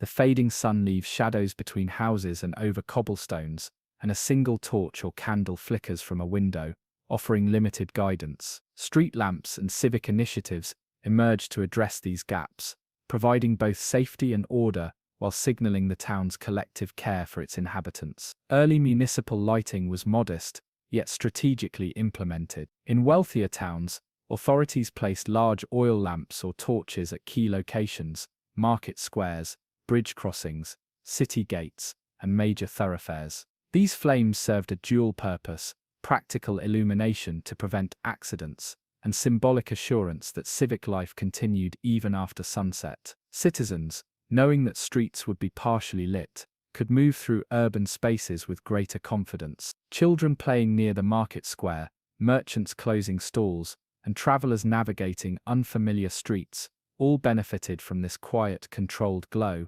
which transformed urban darkness into an ordered, navigable environment. Civic ordinances often dictated both the placement and maintenance of lamps. Town councils issued regulations specifying that homeowners or local businesses maintain candles, lamps, or braziers in front of their dwellings. In some cases, households were required to hang lanterns outside during certain hours of the night, creating a patchwork of illumination along streets and alleys. Failure to comply could result in fines, emphasizing the community's collective responsibility for safety and visibility. These initiatives demonstrate that medieval authorities recognized light not only as a functional necessity, but also as a tool of governance, social order, and public welfare. The technology of civic lighting was diverse and inventive. Oil lamps, often housed in protective metal or glass casings, provided steady illumination while minimizing the risk of fire. Braziers filled with charcoal or resin offered both warmth and light, particularly in colder regions. Simple torches remained in use, especially for temporary lighting during festivals or emergencies. Placement and height were carefully considered. Lamps were elevated to extend visibility, positioned to illuminate intersections or dangerous curves, and clustered in areas of heavy traffic. The thoughtful arrangement of these sources demonstrates early urban planning principles, with light acting as both practical guide and social signal. Street lamps and public lighting initiatives also had profound psychological effects. In the absence of widespread artificial light, darkness could be intimidating, fostering fear of crime, accidents, or superstition. By providing reliable sources of illumination, towns reduced anxiety, encouraged evening commerce, and promoted social interaction after sunset. People could walk safely, socialize in public squares, and engage in trade or recreation, without the oppressive uncertainty that darkness once imposed. Public illumination transformed the city at night from a potentially hostile environment into a shared space of activity, comfort, and belonging. Lighting also reinforced hierarchy and civic identity. Prominent civic buildings, town halls, and guild halls were often adorned with additional lamps, highlighting their importance and authority within the urban landscape. Streets leading to marketplaces, churches, or administrative centers received priority, signaling the functional and symbolic significance of these areas. In this way, light became a language of social and civic organization. The brighter the street or building, the greater its perceived prominence and utility within the community. Maintenance of civic lighting required coordination and responsibility. Lamp oil had to be supplied, wicks trimmed, and lamps cleaned regularly to ensure consistent illumination. Town criers or designated officials sometimes oversaw these tasks, ensuring that lighting was reliable and effective. The communal effort, ranging from councils to individual households, reinforced social cohesion and accountability, demonstrating how light served both practical needs and moral imperatives. Citizens' trust in municipal governance was subtly strengthened through the shared benefits of street illumination. The aesthetic and atmospheric impact of public lighting should not be underestimated. Even modest lamps transformed the urban night into a visual experience. Flickering flames cast dynamic shadows against timbered buildings, arches, and cobblestone streets, creating patterns that changed with movement and perspective. Townspeople walking home from markets or evening gatherings experienced an interplay of light and shadow that made familiar streets seem magical, intimate, or dramatic. Public lighting was not only utilitarian, it was a medium through which urban life was orchestrated, shaping perception, mood, and collective imagination. Lighting also played a role in social control and crime prevention. Well-lit streets deterred theft, vandalism, and disorderly behavior, as offenders were less likely to act where visibility was high. Nighttime patrolling by guards or watchmen, augmented by strategically placed lamps, further enhanced safety. By combining illumination with civic oversight, towns fostered trust and a sense of predictability, allowing residents to navigate urban spaces with confidence. In this sense, light became a silent guardian, extending human presence and authority into the night. The spread of civic lighting also encouraged economic activity. Merchants could extend market hours, craftsmen could continue work, and inns or taverns could welcome patrons after sunset. Evening gatherings, social interactions, and cultural activities were made possible or enhanced by the glow of street lamps and oil-filled braziers. In this way, light directly contributed to the vitality and prosperity of medieval towns, proving that the simple act of illuminating public spaces had cascading effects on social, economic, and cultural life. Innovation in street lighting gradually increased over time. Some towns experimented with more durable lamp designs, protective casings, and improved fuel sources to extend burn time. Authorities experimented with lamp placement, height, and density to optimize both visibility and safety. The iterative improvements reflect an evolving understanding of light as a resource to be managed, engineered, and maximized for communal benefit. Over time, public illumination became not only a matter of necessity, but also a mark of urban sophistication, signaling a town's commitment to order, prosperity, and civic pride. Even in quieter villages or small urban centers, the introduction of street lamps represented a profound shift in the experience of night. Previously, darkness had constrained human movement, social interaction, and economic activity. With the advent of organized lighting, streets became safer, more inviting, and more socially engaging. The human perception of night changed. It was no longer an entirely threatening passive void, but a space where activity, community, and observation could flourish. Civic initiatives thus transformed darkness into a medium for human agency, communal care, and cultural expression. Ultimately, the development of street lamps and municipal lighting reveals a sophisticated medieval understanding of the power of illumination. Beyond practicality, light was a social, psychological, and cultural tool, shaping experience, safety, and perception. Towns that invested in public lighting demonstrated foresight, governance, and empathy for their inhabitants, creating environments that nurtured both security and human engagement. In this way, the medieval city was not only a collection of buildings and streets, but a carefully orchestrated network of illuminated pathways that guided, comforted, and inspired. Medieval illumination was not static. It evolved continually through experimentation, adaptation, and practical necessity. While candles, oil lamps, hearth fires, and torches had long provided basic light, the period saw remarkable innovations that improved efficiency, brightness, and safety. These developments emerged from a combination of necessity, resource availability, craftsmanship, and human curiosity. Imagine a dimly lit medieval workshop where a craftsman carefully adjusts the wick of a lamp, experiments with different oils, or polishes a metal reflector to extend the flame. Each small innovation transformed the experience of night, allowing medieval people to navigate, work, and celebrate with greater confidence and creativity. The refinement of candle making was a cornerstone of technological progress. While early candles were made from tallow or beeswax, medieval artisans experimented with purity, wick design, and mold shape to optimize burn time and brightness. Beeswax remained a premium choice due to its clean, steady flame and symbolic value, but innovations allowed tallow candles to burn more efficiently, with less smoke and odor. Candle molds became standardized, producing uniform shapes that could be stacked, displayed, or arranged in systematic patterns for both homes and public spaces. Even subtle refinements in wick composition, often braided or treated for steadier burning, demonstrated the meticulous attention to detail and ingenuity behind seemingly simple objects.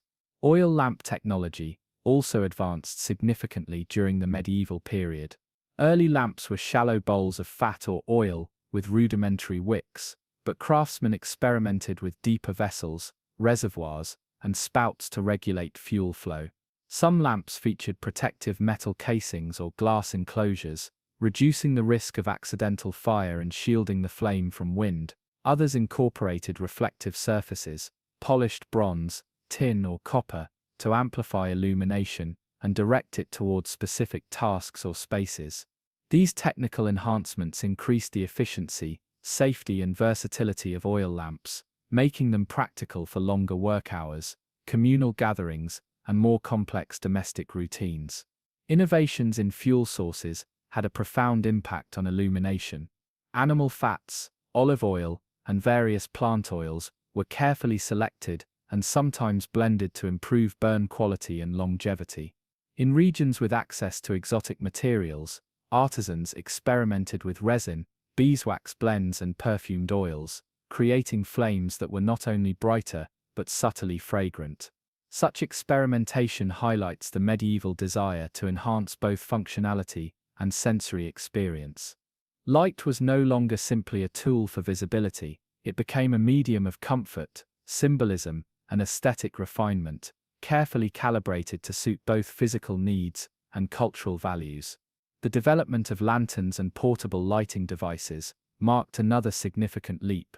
Early lanterns were often simple frames of wood or metal, enclosing a flame to protect it from wind or rain. Over time, artisans added glass panels, metal grids, and secure closures, creating portable light sources that could travel safely across streets, fields, and markets. These lanterns allowed people to extend activity into previously impractical locations, enabling nighttime travel, outdoor work, and evening social gatherings with greater security. Portable illumination reflected a growing understanding of the interaction between light, environment, and human activity, turning darkness into a manageable, controlled element. Reflective technology, though simple, had surprising sophistication. Metal plates, polished bronze bowls, and even water surfaces were used to direct and magnify light. By carefully positioning lamps near reflective surfaces, craftsmen could create brighter, more focused illumination without consuming extra fuel. This clever use of materials demonstrated both practical ingenuity and aesthetic sensibility, transforming a modest flame into a source capable of reaching deeper into interior spaces or highlighting specific objects, such as manuscripts, religious icons, or artwork. The intersection of artistry and technology is particularly evident in church and cathedral lighting. Innovations in candelabra design, lamp suspension, and chandelier mechanics allowed larger spaces to be illuminated effectively and safely. Mechanisms for raising, lowering, or rotating candelabras provided flexibility, enabling careful choreography of light during rituals or ceremonies. Designers considered both aesthetics and function, creating lighting arrangements that enhanced architectural features, directed attention to focal points, and fostered a spiritual atmosphere. In these contexts, technical advancement served both practical and symbolic purposes, merging utility with transcendent experience. Lighting innovation also extended into urban and public applications. Towns experimenting with street lamps explored fuel efficiency, lamp durability, and protective enclosures. Artisans developed brackets, wall-mounted lanterns, and elevated stands to maximize visibility and minimize risk. In market squares, adjustable lamps allowed for temporary gatherings, fairs, and performances, demonstrating a sophisticated understanding of how light could shape social, economic, and cultural activity. These civic innovations reveal that technology and human experience were deeply intertwined, with illumination acting as both a practical tool and a facilitator of community life. Safety remained a primary driver of innovation. Fire hazards were ever present, particularly in timbered structures, thatched roofs, or densely packed urban areas. Craftsmen and civic authorities introduced measures such as enclosed lamp housings, elevated braziers, and metal candle holders to reduce risk. Wick designs were refined to control flame size, while fuel mixtures were adjusted for slower, steadier burning.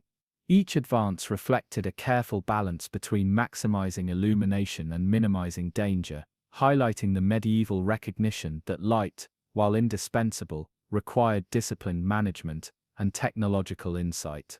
Another notable innovation was in decorative and symbolic lighting. Illuminated manuscripts, altarpieces, and artistic installations were designed to interact with candlelight or lamplight in ways that created subtle visual effects. Gold leaf shimmered, colors deepened, and intricate details became animated as flames moved, producing dynamic scenes that shifted with every flicker. Artisans used light not only for functional visibility, but to enhance aesthetic experience, creating objects and spaces that responded to illumination in almost theatrical ways.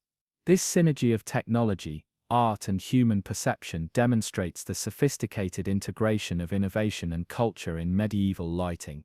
Experimentation with wicks, flame control, and fuel storage also improved efficiency. Wicks were sometimes treated with oils or substances to slow burning, prevent smoking, or enhance brightness. Fuel reservoirs were designed to sustain prolonged illumination without frequent refilling. These small but significant innovations enabled longer work hours, safer travel, and extended domestic activity, profoundly influencing the daily rhythms of medieval life.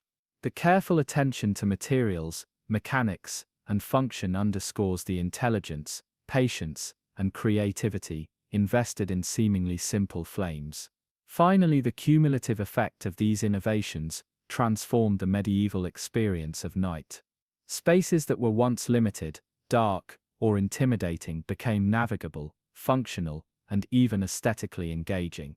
Homes, workshops, churches, streets, and public squares all benefited from a combination of material innovation, artistic sensibility, and practical insight. The medieval approach to illumination demonstrates a remarkable understanding of how technology shapes human perception, social organization, and emotional experience. Light was not simply a resource, it was a medium through which safety, beauty, community, and creativity were expressed.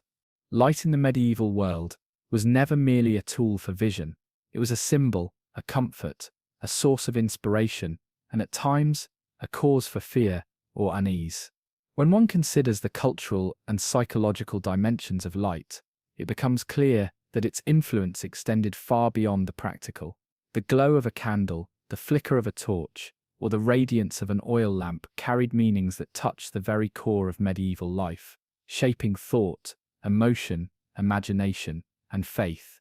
To understand how medieval people lived, one must first understand how they felt about light, how they interpreted it, and how its presence or absence shaped their perception of the world.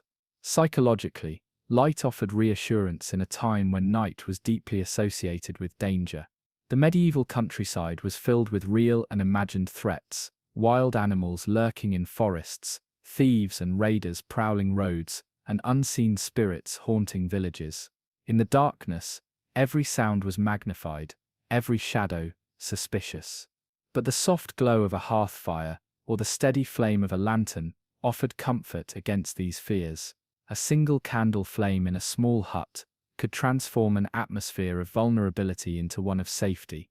It was as though the fragile light created a protective boundary against the encroaching void, allowing sleep, conversation, and reflection to take place in peace. Culturally, light was often seen as a metaphor for divine presence and truth. In Christian theology, which dominated the medieval imagination, light symbolized God's wisdom, salvation, and guidance. Cathedrals glowed with candles that represented the eternal presence of the divine. Stained glass windows transformed sunlight into radiant patterns of red, blue, and gold, filling worshippers with awe and reminding them of the heavenly realm. In this sense, light was not just physical, it was spiritual, a connection between the earthly and the eternal. A candle lit in prayer was more than wax and wick, it was an offering, a symbol of devotion, a petition to the heavens. The psychological effect of this symbolism was profound. When entering a darkened church, where hundreds of candles illuminated sacred statues and icons, worshippers often felt as though they had stepped into another world. The interplay of flame and shadow heightened the sense of mystery, suggesting both the presence of the divine and the fragility of human life. This combination of beauty and solemnity gave light a transformative quality, capable of shifting not only the mood of a space, but also the emotions of those within it. For many, the sight of flickering candles created feelings of reverence, humility, and hope. Yet light was not only tied to comfort and faith, it could also provoke unease. Flickering flames created shifting shadows that might be interpreted as omens or signs of spiritual forces at work. The sudden extinguishing of a candle was seen as unlucky, perhaps a warning of danger or death. Nightmares were sometimes linked to insufficient light during sleep, as if darkness itself had seeped into the mind. Thus, while light reassured, its fragility reminded people of the thin veil between safety and peril, reality and imagination, life and death. In the domestic sphere, the psychological impact of light shaped family rhythms and social bonds. Evening gatherings around the hearth fire were moments of intimacy and storytelling. Shadows danced on the walls as tales of saints, heroes, or spirits were passed down, their meanings deepened by the play of firelight. The flicker of flame gave life to oral tradition, making stories more vivid, suspenseful, and memorable. Children grew up with their imaginations fueled by the interplay of darkness and light, their earliest lessons in morality, faith, and history delivered under the gentle glow of household fires. Light also structured time in profound ways. Before mechanical clocks became common, the rhythms of day and night were governed by the sun and by the artificial illumination that extended or restricted activity. A lamp burning late into the evening meant productivity, whether in weaving, reading, or study. Candlelight became a quiet companion to scholars copying manuscripts, monks illuminating texts, or artisans perfecting their craft. The ability to harness light shaped not just practical labor, but the very sense of time itself, creating psychological distinctions between the sacred hours of prayer, the bustling moments of daylight, and the reflective calm of evening. In broader cultural terms, light was often linked with social status and identity.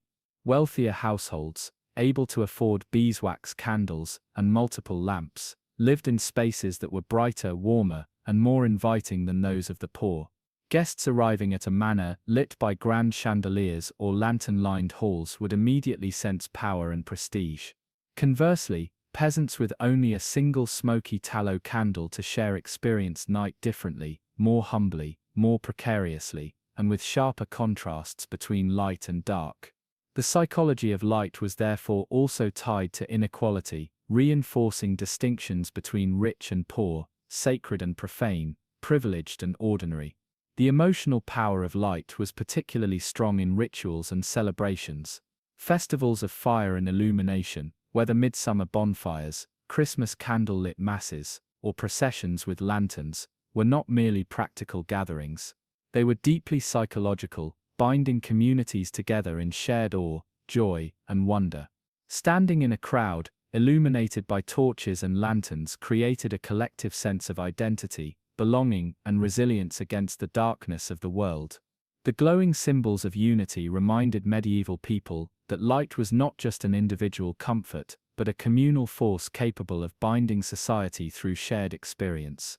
Another subtle yet powerful aspect of the cultural psychology of light lay in its relationship with creativity and imagination.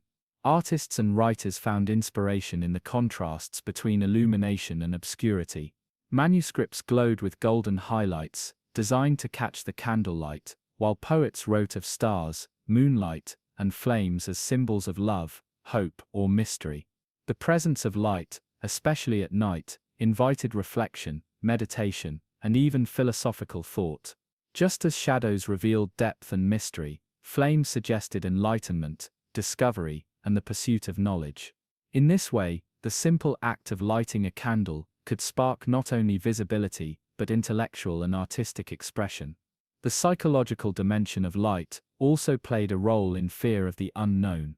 In a world without electric lamps, the limits of illumination left vast spaces in shadow. Beyond the small circle of flame, darkness remained impenetrable, feeding myths of creatures, spirits, and demons lurking in unseen corners. The candlelight became both shield and reminder, shield against total darkness, reminder that the world beyond its reach was vast, mysterious, and often frightening. This balance between comfort and unease gave light its emotional richness, a duality that shaped how medieval people dreamed, prayed, worked, and feared. Ultimately, the cultural and psychological impact of light was one of transformation. It turned houses into homes, rituals into sacred experiences, gatherings into communities, and fears into stories. It shaped not only how people lived, but how they felt about living, about God, about one another, and about themselves. The glow of medieval light was not simply illumination, it was identity, spirituality, memory, and imagination, woven into flame. The medieval world endured for centuries under the glow of fire, candle, and oil. These humble forms of illumination were not only practical tools, but deeply embedded symbols of culture, faith, and daily rhythm. Yet, as history advanced, the dominance of these traditional methods began to fade. New discoveries, economic shifts, and societal transformations altered how people thought about light, how they produced it, and how they relied upon it. The decline of traditional lighting practices was not sudden. It was gradual, layered, and often uneven. But over time, the once familiar world of flickering tallow candles and resinous torches gave way to a brighter and more controlled age, one that forever changed the relationship between humans and the night. The earliest signs of decline can be traced not to invention, but to economic growth. As trade networks expanded in the late medieval and early Renaissance periods, new materials became accessible. Exotic oils, such as olive oil from the Mediterranean, began to reach northern Europe in greater quantities, offering alternatives to the smoky animal fats of earlier centuries. Likewise, increased access to beeswax, once reserved only for churches and the wealthy elite, allowed broader segments of society to experience cleaner, brighter light. These changes did not immediately eliminate older forms, but they eroded the dominance of simple tallow candles and primitive rushlights.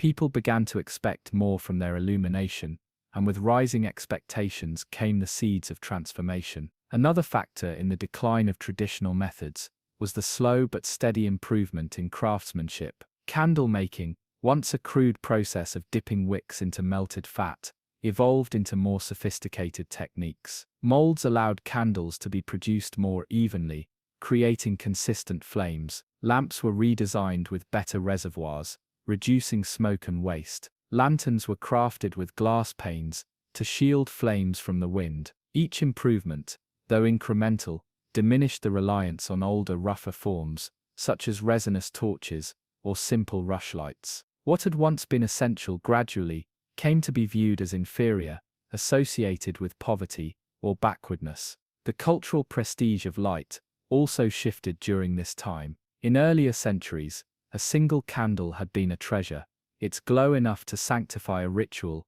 or comfort a family. By the later medieval period, however, wealthier households sought brighter and more abundant light to reflect their social status. Great halls were illuminated with multiple chandeliers, churches glowed with rows of beeswax candles, and city festivals featured torchlit processions. As standards rose, older methods, smoky, dim, or unreliable, seemed less desirable. The contrast between what the wealthy could afford and what the poor still endured grew sharper. Over time, the association of tallow candles and rushlights with hardship contributed to their decline, not because they vanished, but because they carried the weight of stigma. Urbanization also played a vital role. As medieval villages grew into towns and cities, the collective need for organized lighting increased. Narrow streets, once navigated only by moonlight or personal torches, became busier with merchants, travelers, and laborers. Municipal authorities in some places began to experiment with public lighting, often by suspending lanterns in central squares or requiring homeowners to hang lamps outside their doors. Though primitive by modern standards, these measures marked a decisive turn away from purely personal illumination toward communal systems. The presence of organized lighting reduced reliance on torches and handheld firebrands, introducing a cultural expectation that light should not only serve households, but entire communities. Technological innovation accelerated these changes further. In the late medieval and early modern periods, improvements in glassmaking allowed for clearer, more durable lamp chimneys and lantern covers. These innovations protected flames from drafts and improved brightness, extending their usefulness in both homes and public spaces. At the same time, advances in metallurgy produced better tools for handling and maintaining light, such as snuffers, wick trimmers, and lampstands. Though these objects may seem mundane, they contributed to a world in which light became more manageable, less hazardous, and more controlled. In such a world, the smoky torch and the fragile rushlight seemed increasingly outdated. Religious practices, too, underwent subtle transformations that contributed to the decline of older lighting traditions. While candles remained deeply symbolic, reforms in worship and the shifting power of the church affected how often and in what contexts they were used. The Protestant Reformation, in the 16th century, for instance, led to the rejection of many Catholic rituals involving candles. Altars, stripped of their glowing symbols, altered the cultural landscape of light in certain regions. This did not mean that candles disappeared, but their ritual significance was reduced in some communities, weakening one of the pillars that had sustained their central role for centuries. The psychological perception of light also began to change. For much of the medieval period, darkness was accepted as a natural condition, something to be endured and respected. But as brighter and more efficient methods spread, people began to grow impatient with the limitations of older forms. What had once felt adequate, a single flickering candle, came to feel insufficient in the face of brighter alternatives. The decline of traditional practices was not only technological, it was psychological. Once people glimpsed what was possible, they no longer viewed the old ways with the same reverence or necessity. Still, the decline was gradual, not absolute. In many rural areas, peasants continued to rely on rushlights and tallow candles well into the modern era, simply because they were inexpensive and accessible. The transformation of light was uneven, favoring cities, wealthy households, and institutions first, while the countryside lingered in older rhythms. Yet even in remote places, the cultural prestige of brighter, cleaner light filtered through, reshaping aspirations. Farmers, families who burned a single smoky candle, still dreamed of the beeswax glow that illuminated the manor hall or cathedral nave. In this sense, the decline of traditional methods was as much about shifting ideals as about practical change. The decline of older lighting practices was also shaped by fire safety. Torches and open flames posed significant hazards in crowded wooden towns. Fires that destroyed entire neighborhoods were not uncommon, often sparked by careless handling of candles or unattended hearths. As cities grew denser, authorities and households alike sought safer, more controllable forms of light. Lanterns with enclosed flames became more desirable, while simple rushlights and open torches were increasingly regarded as dangerous relics of the past. Fear of fire hastened the abandonment of older methods, especially in urban centers. Finally, the rise of global exploration and commerce in the late medieval and early modern periods expanded access to materials that further weakened reliance on the most primitive forms. Imports of whale oil, for example, offered new fuel for lamps, brighter and longer lasting than tallow. Colonial trade brought exotic waxes and resins, diversifying the palette of available materials. Each new resource introduced alternatives that over time eroded the dominance of local, traditional fuels. The medieval firebrand, once indispensable, became a symbol of poverty and the past. In reflecting on the decline of traditional lighting practices, it is important to recognize that this was not merely a technical shift, but a cultural transformation. The movement away from smoky torches and humble rushlights reflected broader changes in economy, society, faith, and imagination. It was the beginning of a new relationship with light, one that emphasized abundance, control, and progress. Where medieval people had once revered the fragile glow of a single flame, their descendants began to demand more, setting the stage for the revolutions in lighting that would follow in the modern era.